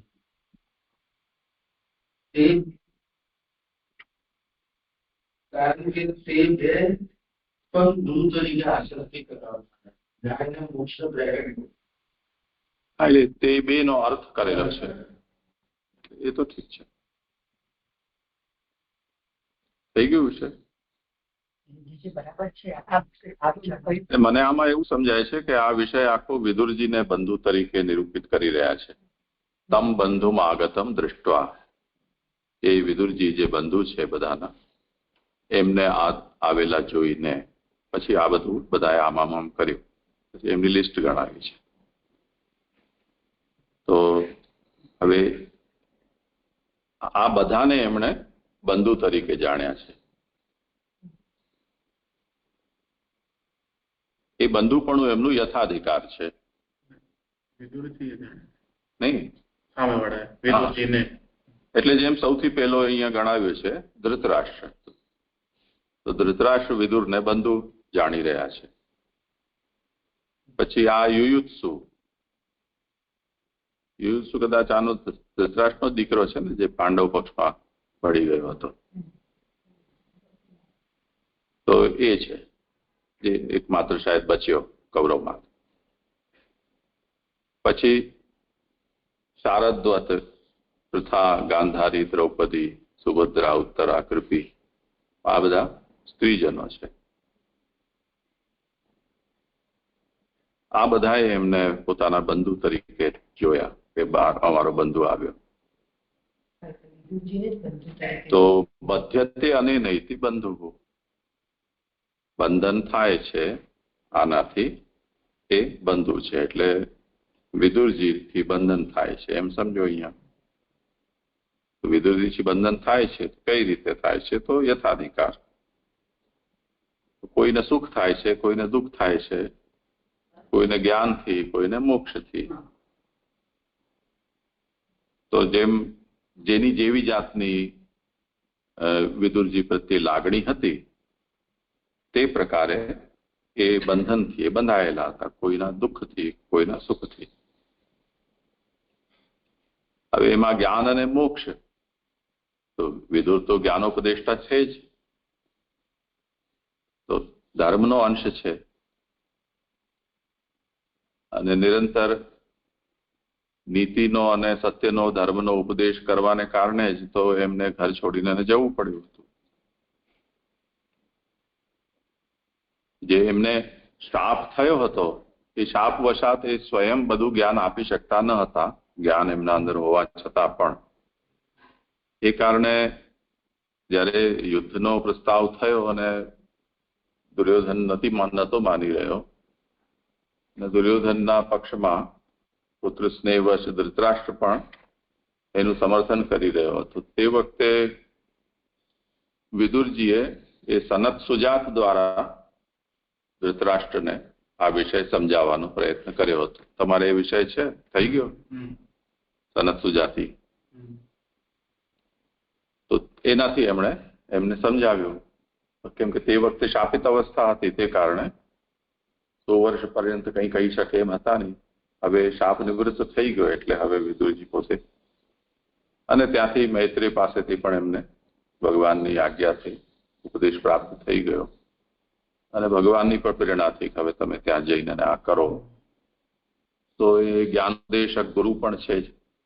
કોઈને સુખજનક છે, કોઈના માટે દુઃખજનક છે, અથવા કોઈના માટે સુખ દુઃખ ઉભયજનક છે. તો એ અને મુક્તિ એ વિદુરજીને જેમ અહીંયા આગળ વિષય આવશે કે મૌસલની બધી પ્રક્રિયા પૂરી થઈ ચૂકી છે, એ એમને ખબર છે, એટલે યાદવ સ્થલી, પરંતુ એમણે અહીંયા એની વાત કરી નથી. કેમ કે એને કારણે પાંડવો વગેરેને ભક્તો છે એમને જે પ્રચંડ દુઃખ થશે, એ દુઃખ વિદુરજીથી જોઈ નહીં શકાય, એ કારણે એમણે એ બધી વાતો અહીંયા કહી નહીં. પણ ભગવાને એમને એમ કહ્યું હતું કે હવે મારી મૈત્રી દ્વારા કે હવે આ સ્થિતિ થવાની છે, એટલે તમે એની તૈયારી કરો. એવો સંકેત વિદુરને પણ પ્રાપ્ત થયેલો છે. એમાં ભગવાનના કાર્ય માટે જે પણ અહીંયા અવતીર્ણ થયેલા છે, એ બધાને ફરીથી સ્વધામ જવાનું છે. એ ત્યાં સુધી ન જઈ શકે જ્યાં સુધી ધૃતરાષ્ટ્ર, ગાંધારી વગેરે છે અહીંયા અડીંગો જમાવીને બેઠા હોય. તો એમને પહેલા અહીંયાથી વિદાય કરવા પડશે. તો હવે મુક્તિદાતા તરીકે એ પણ છે જ ને. તો ભગવાનની જે લીલા છે એમાં કાર્યકારણનો જે કારિકામાં આગળ નિરૂપણ આવ્યું છે એ સંદર્ભ અહીંયા પણ છે કે અહીંયા ભગવાન જ્યારે પણ આ સંકેત કરી રહ્યા છે એમાં મૂળ રૂપથી કારણ છે ભગવાનનું પધારવું, અને તેના પ્રભાવથી અહીંયા આ કાર્ય થશે.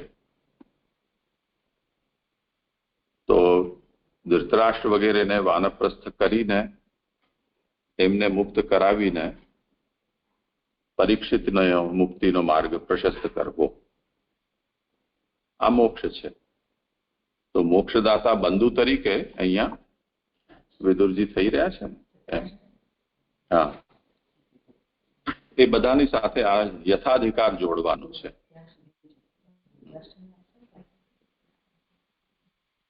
હા, સરસ થયું, સરસ, બસ સ્પષ્ટ થયું. હા, આટલું બધું નતું વિચાર્યું. સરસ.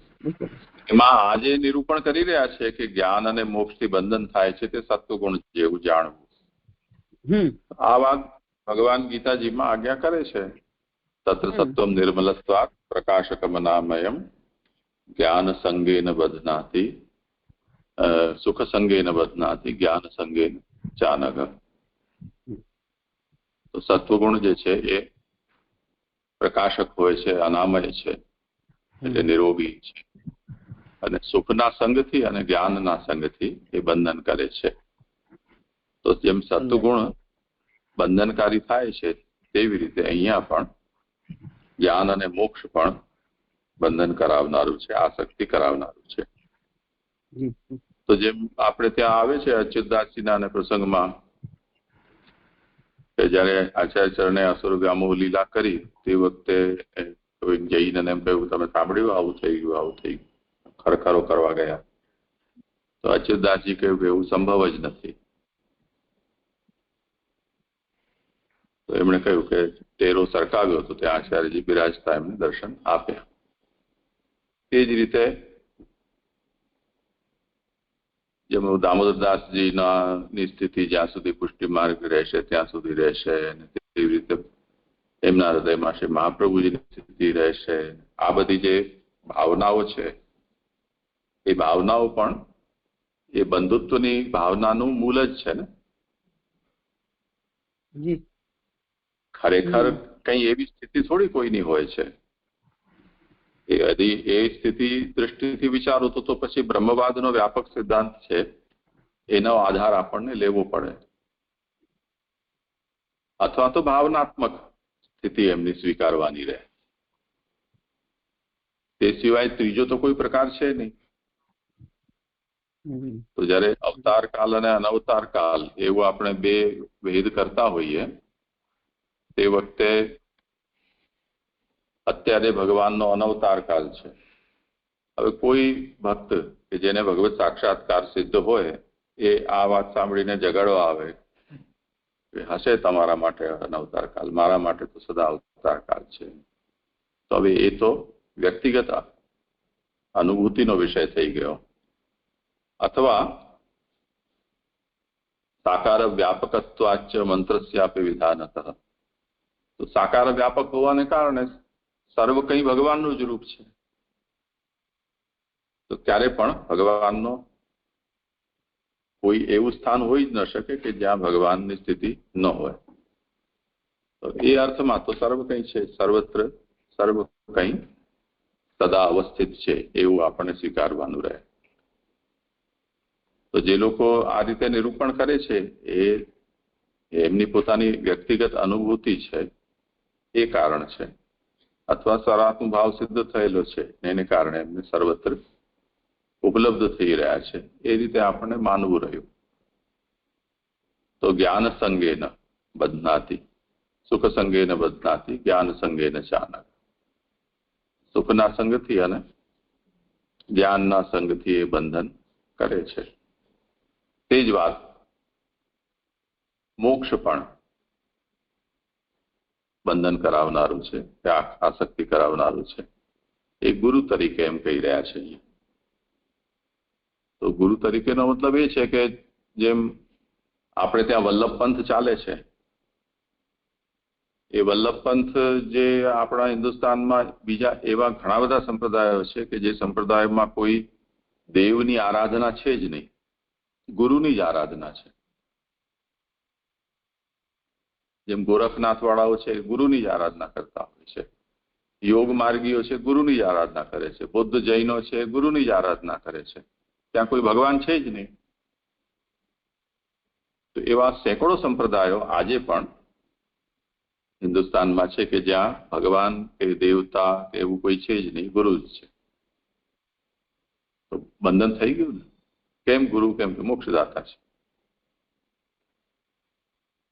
તો મુક્તિમાં જે આસક્તિ છે એ એમને મુક્તિનું જ્ઞાન આપનારો એનાથી એ બંધન કરાવી દઈ રહ્યું છે. તો એ પણ બંધન કરાવ્યું છે. આ થોડી સાત્વિક વાત છે. કેમ કે જે રાજસ કે તામસ હોય એને આ રીતે મોક્ષદાતાની જેવી હાયર લેવલની કોઈ આકાંક્ષા ન હોય. જેમ ઘણા લોકો રોગના રોગી ન હોય પણ ડોક્ટરનો રોગી થઈ જાય, એવી રીતે. તો એ ડોક્ટરને ત્યાં ચક્કર મારે નહીં ત્યાં સુધી એમને દવા લે કે ન લે એનાથી વધુ નથી. એક વખત ડોક્ટરને દેખાડી આવે. અમારે રાજકોટમાં એક વૈષ્ણવ પુત્ર હતા, બહુ ઉત્તમ કારીગર હતા, રાજકોટના નામાંકિત ગણાતા. એમને એક ત્યાં જોશી સાહેબ કરીને ને એમના દુકાને જવાના રસ્તામાં જોશી સાહેબ જ્યોતિષી હતા, એમનો એ દુકાન વચ્ચે આવે. તો જ્યાં સુધી ત્યાં બેસીને એને ચારેક પાન ચાવે નહીં કે માવા ન ખાય, એટલો ટાઈમ ત્યાં વિતાવે નહીં, ત્યાં સુધી એ દુકાને પહોંચે નહીં. અને જે દિવસે રવિવાર આવે કે કોઈ ઘરમાં પ્રસંગ આવે અને એ જો એ જોશી સાહેબનો ઓટલા ઉપર બેસવાનું ન મળે તો બીમાર પડી જાય. પછી ઘરવાળા જ એમને કહે કે જાઓ તમે ઓટલો ઘસી આવો, ત્યાં એ ઓટલો ઘસી લે, પછી સાજા થઈ જાય. તો એ ડોક્ટરનો રોગી છે. એવી રીતે આ પ્રકારના ઘણા બંધન થઈ જતા હોય છે. તો તાત્પર્ય એ છે કે અહીંયા વિદુરજી સુખ દુઃખ જ્ઞાન મોક્ષ આ બધા વિષયોને લઈને બંધુ તરીકે આ બધાના રહ્યા છે. તેથી એ બંધનરૂપ થયા એટલે એમને બંધુ કયા છે. અને એ સત્વગુણથી થતું જે ઉત્તમ પ્રકારનું બંધન છે તે પ્રકારના છે. બસ એટલી વાત એમાં વિશેષ છે. સારું, કરો આગળ. પછી 7મા શ્લોકની ઉત્થાનિકા.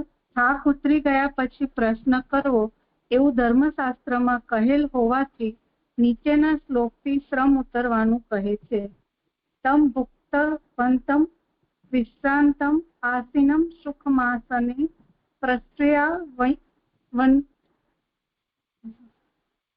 પ્રશ્રયાવનતો રાજા પ્રાહ તેસામ ચ શૃણવતામ. જમેલા, વિશ્રામ લીધેલા અને સુખપૂર્વક આસને બેઠેલાને તેને વિનયથી નમ્ર થયેલા રાજાએ તેઓના સાંભળતા જ નીચે પ્રમાણે કહ્યું. દરેકને પ્રશ્ન કરવો ન પડે તે માટે તેઓના સાંભળતા જ એમ કહેલું છે. જ શબ્દથી વચલા સમયમાં આવેલા અને પૂજન પછી આવેલાઓનો સમાવેશ કરેલો છે. એટલે કે થાક ઉતરી ગયો પછી પ્રશ્ન કરવો જોઈએ. એવું કોઈ આપણા ઘરે આવે તો આપણે સીધા જ એને કંઈ પૂછી ના શકીએ, પણ એ આવે એમનો થાક ફ્રેશ થાય પછી એટલે એમનો થાક ઉતરે પછી એમને કંઈ પણ પૂછાય એમ. તો એવી રીતે અહીંયા દરેકને સાથે બધા બેઠેલા છે એટલે બધા કોઈ અલગ અલગ પૂછે નહીં. એટલે એવી રીતે અને પાછા પૂજન પછી અને પહેલા જે બધા જયારે આવી ગયા હતા એ બધાની સાથે બધાને લઈ અને બધા બેઠેલા છે ત્યારે યુધિષ્ઠિરે એમને પ્રશ્ન એટલે એમને કઈ પૂછી રહ્યા છે, એમના ખબર અંતર પૂછી રહ્યા છે. એવો આ શ્લોકનો વિષય છે. અહીંયા 7મો શ્લોક પૂરો થયો છે. 8મો લઈ લો. સમજાયું નહીં. દરેકને પ્રશ્ન કરવો ન પડે તે માટે તેઓના સાંભળતા જ એમ કહેલું છે. એટલે એટલે એકનો એક સવાલ બધા કરે, કેમ છો, મજામાં, ક્યાં ફરી આવ્યા, શું ખાધું પીધું. અચ્છા. તો આટલી લાંબી યાત્રા પછી, લાંબો સમય પછી અહીંયા વિદુરજી આવેલા છે, તો બધાને મનમાં એમ થાય ને કે પૂછીએ આપણે. તો યુધિષ્ઠિરે જોરથી રાડ પાડીને જ બધાના સામે પૂછી લીધું, એટલે બધા અલગ અલગ સવાલ ન કરે. તાત્પર્ય છે. અચ્છા, એટલે વિદુરજીના સુખ સંબંધી પ્રશ્ન. હા, એ તો પ્રશ્ન આગળ જે આવશે એ છે, એ તો એમને પૂછવા દો. હા, પૂછો પ્રશ્ન. આરંભમાં નીચેના શ્લોકથી દયા ઉત્પન્ન કરે છે. યુધિષ્ઠિર કહે છે, અપી સ્મરત નો યુષ્મત પક્ષ છાયા સમેધિતાન વિપત ગણાન વિષાજ્ઞાદેહી મોચિતા યત સમાતૃકાહ. તમારા પક્ષની છાયામાં સારી રીતે વધેલા અમને તમે સંભાળો છો, કારણ કે વિષ, અગ્નિ વગેરે આપત્તિઓમાંથી માતા સાથે તમે અમને મુક્ત કરાવેલ છે. તમારા પક્ષની છાયામાં સારી રીતે વધેલા નહ એટલે કે અમને તમે સંભાળો છો. અપી શબ્દ સંભાળો તેવો સંભવ હોવાના અર્થવાળો છે. પહેલા અમારું તમે જ પાલન કરેલું. પક્ષ એટલે પક્ષપાત, તેની છાયા એટલે કે હિત કરવું તે. એટલે કે તમારી છત્ર છાયામાં જ અમે મોટા થયા એમ યુધિષ્ઠિરજી કહી રહ્યા છે વિદુરજીને. અને તમે અમને યાદ કરો છો એમ, તમે અમને સંભાળો છો, કેમ કે તમે અમારું પાલન કરેલું, તો તમને બધું યાદ આવી રહ્યું છે, હજુ યાદ છે ને બધું એમ. એ રીતે એમ, એવી રીતે પક્ષ એટલે કે પક્ષપાત કરેલો તો તમે અમારા માટે, અમને અમારા હિત માટે એમ. તો એ અહીંયા કહી રહ્યા છે. પછી કહે છે કે પક્ષીઓમાં એવી વ્યવસ્થા છે, સમય જતા માતા પિતા અથવા પુત્રને તેઓ ઓળખતા નથી તેવું ન હોવાનું જણાવવા પક્ષ વગેરે શબ્દો યોજેલ છે. એમાં ફૂટનોટ છે તેવું ન, એમાં કે લોકમાં જુદા જુદા સ્થળે યાત્રા કરનારા પોતે પક્ષીઓ હોવાનું કહે છે. તેમ હોય ત્યારે સગાઓનું સ્મરણ થવાનું સંભવે નહીં, તેથી તેવું તમને નથી એમ કહે છે. અહીં અર્થ શબ્દ મસ્કાર્થ ધૂમ એટલે કે મચ્છર ઉડાડવા કરેલો ધુમાડો એ વાક્ય પેઠે યોજાયેલ છે. એટલે કે લોકમાં જે જુદા જુદા સ્થળે યાત્રા કરે છે એ પોતે, એટલે કે એ પક્ષીઓ છે એમ. અને એવી રીતે પક્ષીઓમાં એવી વ્યવસ્થા છે કે એ સમય જતા એમના માતા પિતા અથવા તો એમના પુત્રને ઓળખતા નથી એમ. પણ અહીંયા એવું નથી એમ. એના માટે અહીંયા પક્ષ શબ્દથી કે છે કે તમે અમને, એટલે તમને તો એવું નથી એમ, તમે તો અમને યાદ કરો છો ને એમ. ને અહીં મસ્કાર્થ ધૂમ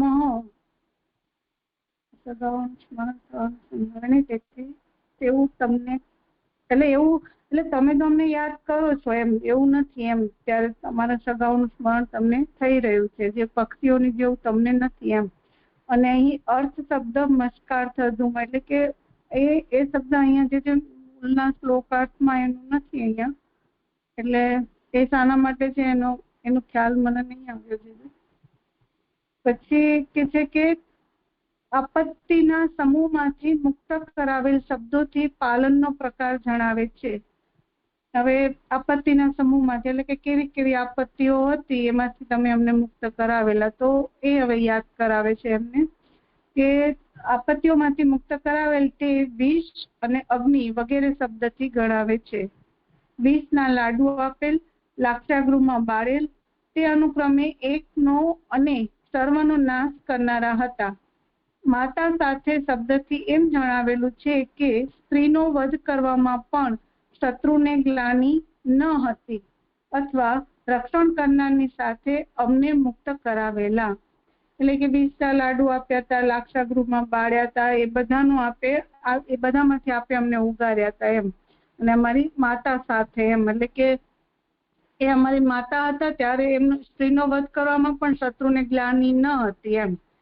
તો જે રક્ષણ કરનારી માં હોય એમની સાથે જ આપે અમને બધાને જ આવી આપત્તિઓમાંથી ઉગાર્યા હતા, એવું અહીંયા કહી રહ્યા છે. અહીંયા 8મો શ્લોક પૂરો થાય છે. જે અહીં મને એ મસ્કાર તો ધૂમરનું નથી ખ્યાલ આવતું છે. હા, કઈ વાંધો. તો આગળનું લઈ લો. એવી રીતે દયા ઉત્પન્ન કરીને ક્લેશથી થયેલું દુઃખ કહેવાથી જાય છે. તેથી નીચેના શ્લોકથી આજીવિકા સંબંધી પ્રશ્ન કરે છે. કયા વૃત્તયા વર્તિતમ વહ ચરદ્ભિઃ સ્થિતિમંડલમ તીર્થાની ક્ષેત્ર મુખ્યાની સેવિતાનિહ ભૂતલે. સ્થિતિમંડળમાં તમે ફરતા ત્યારે તમારાથી કઈ આજીવિકાથી રહેવાયેલું? અહીં ભૂતલ ઉપર મુખ્ય ક્ષેત્રોવાળા તીર્થોમાં તમે રહેલા છો. વૃત્તિ એટલે કે વર્ણ અને આશ્રમના વિભાગ પ્રમાણે શાસ્ત્રમાં કહેલી અથવા અકસ્માતથી પ્રાપ્ત થયેલી આજીવિકા. વહ એટલે કે તમારાથી જીવન ઈચ્છેલું ન હતું અને તેના વિશે સ્વતંત્રતા ન હતી. તેથી કર્તાના અર્થમાં ત્રીજી વિભક્તિ ભૂમિમાં ફરવાનું તો ઈચ્છેલું હોવાથી તે સંબંધમાં કર્તાપણું હતું. એટલે કે અહીંયા એમને પૂછી રહ્યા છે વર્ણ અને આશ્રમના વિભાગ પ્રમાણે જે શાસ્ત્રમાં કહેલી છે અથવા તો જે અકસ્માતથી પ્રાપ્ત થયેલી જે આજીવિકા છે એમ, તો એના સંબંધથી એ પૂછી રહ્યા છે કે તમારાથી તો એવું જીવન તો કઈ ઈચ્છેલું હતું નહીં એમ, તો તમને એ વિષયમાં કોઈ સ્વતંત્રતા હતી નહીં એમ, એટલે તો પછી એમ તમે એમાં કેવી રીતે એમ કરતા હતા, તમારો નિર્વાહ કેવી રીતે કરતા હતા એમ? ભૂમિમાં ફરવાનું તો ઈચ્છેલું હોવાથી તે સંબંધમાં, એટલે કે આપ પણ ભૂમિ ઉપર ફરતા હતા તો એમ કે આજીવિકા સંબંધી તમે કેવી રીતે તમારો નિર્વાહ થતો હતો એમ. તેથી વરદ્ભિઃ એટલે કે એમ ત્રીજી વિભક્તિથી કહેલ છે. સ્થિતિ મંડલમમાં અત્યંત સંયોગ હોવાથી બીજી વિભક્તિ યોજેલી છે. તેથી સર્વ સ્થળે એક પ્રકારનું અન્ન ન હોવાથી જીવનનો ત્યાગ કરવાનો વિચાર કરીને અથવા ત્યાગ ન કરવાનો વિચાર કરીને જીવન રાખેલું એમ. તો કે છે કે સર્વ સ્થળે એક પ્રકારનું અન્ન ન હોવાથી એમ, એટલે બધી જગ્યાએ ક્યાંક મળે ક્યાંક ના પણ મળે એમ, તો ક્યાંક જીવનનો ત્યાગ કરવાનો વિચાર કરીને અથવા તો ત્યાગ ન કરવાનો વિચાર કરીને જીવન રાખેલું એમ. તો એ જીવન તમે કેવી રીતે એમ કે રાખેલું? ક્યારેક કેવી પરિસ્થિતિ, ત્યાં વનમાં ફરતા હતા તો કોઈ પણ પરિસ્થિતિ હોઈ શકે છે, તો એ સંબંધી એમનો પ્રશ્ન છે, એવો પ્રશ્નનો અર્થ છે એમ. પછી બીજા મત પ્રમાણે જીવન ત્યાગ કરવાનો વિચાર ન હોવાથી હવે પછી અહીં રહેશે એવો રાજાનો મનોરથ હતો. અને બીજા મત પ્રમાણે એટલે કે ત્યારે તમને એવો તો વિચાર નહીં જ આવ્યો હોય જીવન ત્યાગ કરવાનો એમ, તો પછી હવે અહીંયા રહેશે એમ, હવે અહીંયા રહેશે એવી રીતે અહીંયા રાજાને ઈચ્છા હતી એમ, હવે ક્યાંય છોડીને નહીં જાય. જેમાં ક્ષેત્રો મુખ્ય છે તેવા તીર્થોમાં તમે રહેલા છો. જેમાં જલ મુખ્ય હોય તે તીર્થ, તેમાં સ્થળ મુખ્ય હોય તે ક્ષેત્ર. પ્રયાગ વેણીની જેમ કોઈ સ્થળે બંને ભેગા પણ હોય છે, તેવામાં અહીં ભૂતલ ઉપર તમે રહેલા છો. મુખ્ય તીર્થ અને ક્ષેત્રોમાં રહેલા હોવાથી હવે પછી જવું નહીં પડે એવું તાત્પર્ય છે. એટલે કે ક્ષેત્રો એટલે કે શું, જેવા તીર્થોમાં તમે રહેલા એટલે કે જેમાં જલ હોય મુખ્ય હોય તે તીર્થ છે એમ, અને સ્થળ તરીકે ક્ષેત્ર એમ સ્થળે. તો જે પ્રયાગ છે ત્યાં ત્રિવેણી જે છે તો ત્યાં બંને જ છે એમ, એ સ્થળનું મહાત્મ્ય ને એટલે તીર્થનું મહાત્મ્ય તરીકે બંને વસ્તુ ત્યાં છે એમ. તો તમે એ રીતે અહીંયા એવા ભૂતલ ઉપર જ અહીંયા રહેલા છો કે જ્યાં મુખ્ય તીર્થો અને ક્ષેત્રોમાં રહેલા હોવાથી હવે પાછા નહીં જાઓ એમ, એવી એમની યુધિષ્ઠિરનું એવું કહેવાનું અહીંયા તાત્પર્ય છે કે હવે આપ બધું જ કરીને આવ્યા છો, અહીંયા પણ આ ભૂમિ પણ એવી તીર્થરૂપ છે, તો અહીંયા જ હવે આપ રહેશો એમ. અને પેલા જયારે એટલે બંને પ્રશ્ન એમ આજીવિકા સંબંધી પણ હતો અને હવે પછી પાછા એમ અહીંયાથી છોડીને નહીં જાય એવું એમની આશા સાથે હવે પૂછી રહ્યા છે એમને વિદુરજીને. અહીંયા જે આ શ્લોક પૂરો થયો છે, મારા શ્લોક પૂરા થયા છે. પ્રણામજી.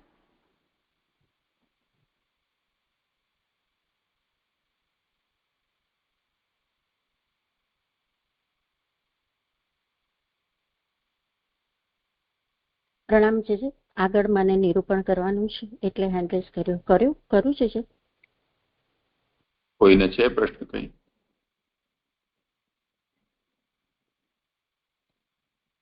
કરી લો ભલે એકાદ શ્લોક. હા ઠીક છે હા સરદાર અહીં છે ને એક મિનિટ બેલા, અહીં જો પ્રયાગરાજ તો તીર્થ છે, જલ છે, તો વેણી એટલે સ્થળ કેવી રીતે, ક્ષેત્ર કેમ કહ્યું એને? ક્ષેત્ર રૂપે ત્યાં શું છે? પ્રયાગ તો જલ રૂપ નથી, જલ તીર્થ છે, તો ક્ષેત્ર કહ્યું તો ક્ષેત્ર એટલે શું? સરદાર પ્રણામ. પ્રયાગ થોડું જલ છે. આપણે કેમ ગંગાજી છે ને જે એટલે ગંગા એ જલ છે, પણ પ્રયાગ તો ક્ષેત્ર જ છે ને. એ નથી ખબર છે.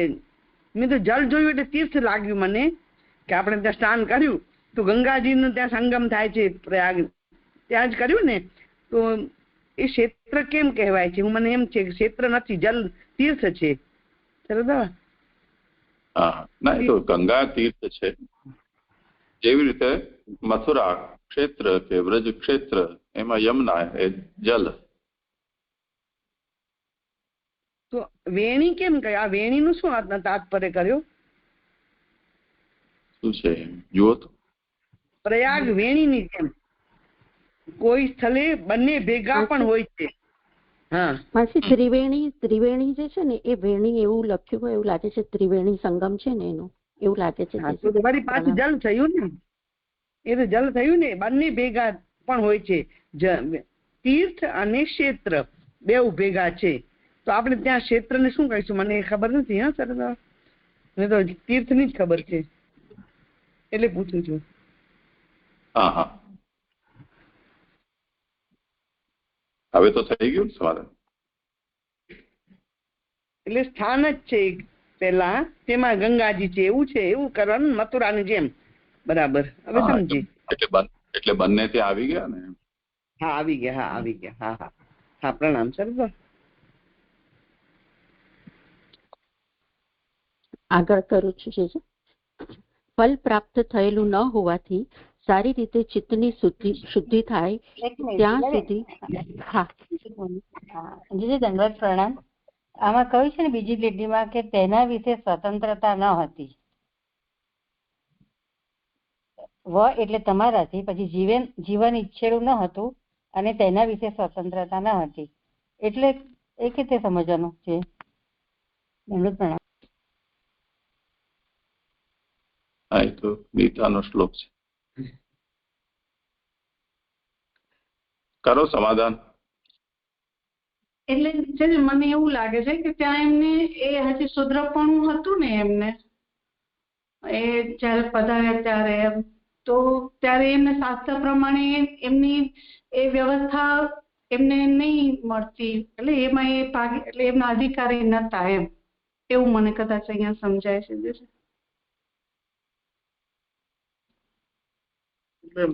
મારે જાય તો ખાવા પીવાનું એ રીતે કેતા હોય જણાય છે, ક્યારેક મળે ન મળે.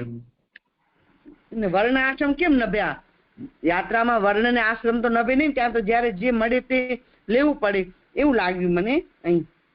તો તમારો વર્ણાશ્રમ કેમ નભ્યા? એમ ધર્મો એવું થશે સરદાર.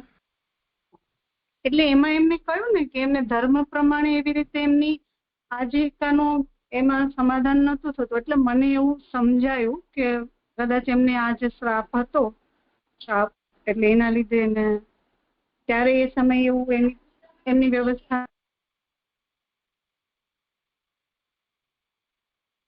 અવાજ નથી આવતો.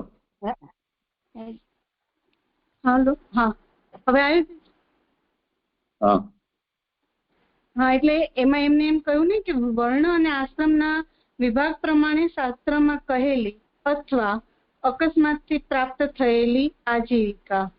પછી કહ્યું વહ એટલે તમારાથી, એટલે કે જીવન ઈચ્છેલું ન હતું અને તેના વિશે સ્વતંત્રતા ન હતી. તો મને અહીંયા વિદુરજી એ સમયે કદાચ અધિકારી નતા એવું મને અહીંયા સમજાય છે. એટલે એને પછી તમે કેવી રીતે તમારી આજીવિકા કરી એમ ત્યારે યુધિષ્ઠિર એમને પૂછી રહ્યા છે. મને જીવન પાકી ઈચ્છેદ નથી ખબર કે હું આ બે એવી રીતે જ કહી રહી છું, કારણ કે એ શૂદ્રપણાનું એ ભોગવી રહ્યા હતા ને, એટલા માટે એ બરોબર મને ખબર એવું તું એવું કે છે ને કે વર્ણ આશ્રમ નો બાદ ન હતો એમને શુદ્ર હોવાથી, એવું કે છે? એટલે એમને આમ તો એ આશ્રમની ને એની વ્યવસ્થા શાસ્ત્રોમાં લખેલી જ છે, પણ એમને એ પ્રમાણે એ જીવી શકે એવું હતું નહીં, એમ શાસ્ત્રથી એ ફોલો કરી શકે એવા હતા નહીં એમ એમની અવસ્થા. અને પર્યટનમાં તો ન થાય ને, આમે પણ પર્યટનમાં નિયમ તો છે ને બધા માટે, કારણ કે બધાને કેવી રીતે રહેવું એ શાસ્ત્ર કહી તો રહ્યું છે ને. ના, પણ પર્યટનમાં પછી ન રહે ને. પર્યટનમાં તો જયારે ઘર છોડ્યું પછી વર્ણાશ્રમના ધર્મો કેવી રીતે પાળાશે? ખબર નહીં તો મને. પ્રણામજી, એવું સમજી શકાય આપણે કે એમને જે જયારે ઘર છોડીને રાજમંત્રીનું જે પદ હતું એ છોડીને ગયા ત્યારે એ એમનું અપમાન થયું હતું એટલે એ છોડીને ગયા હતા, એટલે એ એવું જીવન એમને ઈચ્છેલું ન હતું, પણ અહીંયા આવી રીતે એમની સાથે થયું એટલે એ ત્યાં અહીં ઘર બહાર છોડીને નીકળી ગયા. એવી રીતે આ જીવન ઈચ્છેલું ન હતું એવું સમજી શકાય છે? અહીંયા મને એવી રીતે સમજાય છે કે જીવનને અહીંયા બે રીતે લઈ શકીએ કે એક તો આજે દેહ છૂટી જાય એ રીતે, અને બીજી રીતે કે જેમ વર્ણાશ્રમની વાત ચાલી રહી છે હમણાં, તો મને એવું નથી લાગતું કે બહારે જવાથી વર્ણાશ્રમના ધર્મનો લોપ થઈ જતો હોય છે, પણ બહારે આપણે કોઈ પણ વ્યક્તિ જાય તો એને જીવન નિર્વાહ એટલે અન્નથી શરીર ચાલતું હોય છે, તો એ પ્રકારે અન્ન પ્રાપ્ત ન થાય તો ખાવે પીવે શું માણસ, ક્યારે ખાય એની અનિયમિતતા હોય, ક્યારેક મળે ક્યારેક ન મળે. તો એ રીતે કદાચ અહીંયા કહ્યું કે તમે એવી અવસ્થામાં તમે કઈ રીતે તમે જીવનનો નિર્વાહ કર્યો. અહીંયા જીવન શબ્દ મને એ રીતે જોડાય છે, કેમ કે બહારે જાય તો એમ જલ આદિ પ્રાપ્ત હોય, અને એ રીતે તો વર્ણાશ્રમ ધર્મના નિયમોનું પાલન કરી જ શકતા હશે, કેમ કે ત્યારે એવું કઈ રાજ્યકાલ પણ ન હતો કે કોઈ આશ્રમ કે વર્ણ ધર્મની વ્યવસ્થામાં કોઈ વિરોધ થાય કે કોઈ એમ એ રીતનું અડચણ આવે. તો જીવન શબ્દથી તો અહીંયા અન્ન આદિ ક્યારે તમને સમયસર પ્રાપ્ત થઈ જતું હશે, અને એનાથી એમ જીવન નિર્વાહ એ રીતે અહીંયા જોડાતું હોય ને એવું મને સમજાય છે. જી લાલનજી, પણ તેના વિશે સ્વતંત્રતા ન હતી એવું લખ્યું છે ને, એટલે મને પ્રશ્ન. એટલે સ્વતંત્ર તો ન જ હતા ને, કેમ કે એમના હાથમાં તો કઈ જ નતું ને. એમને મળે કે આ તો ક્યાંકથી કોઈક જગ્યાએથી અકસ્માત કોઈક વસ્તુ ફળ કે પ્રાપ્ત થાય તો એ લઈ શકે એમ, એટલે એમને હંમેશા એમની સાથે જ હોય, કેમ કે યાત્રામાં હતા. તો એવું સંભવી શકે છે, પણ એમ એક વિચાર છે, બાકી તો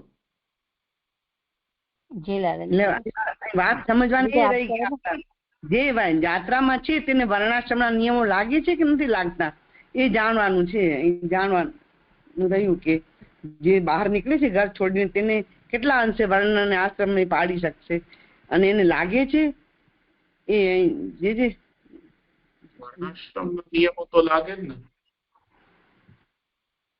અહીંયા મુખ્ય જે મુદ્દો છે ને એ કયા વૃત્યા વર્તિતમ વહ ચરદ્ભિઃ ક્ષિતિમંડલમ, એમાં જે વહ પદ છે યુષ્મતનો, એનો પ્રયોગ શા માટે કર્યો એ અહીંયા મુખ્ય મુદ્દો છે. એટલે તમે કઈ રીતે જીવ્યા એમ ન કહીને તમારાથી કેવી રીતે જીવાણું, આવું કેમ ઉલટું બોલ્યા છે, તો એનું કાંઈ અહીંયા કારણ કહી રહ્યા છે કે આ જાતના શબ્દ પ્રયોગ એટલે યુધિષ્ઠિરનું આ શબ્દનો પ્રયોગ છે એ વાત સૂચિત કરે છે કે કયા વૃત્યા વહ મતલબ કયા વૃત્યા ચરદ્ભિઃ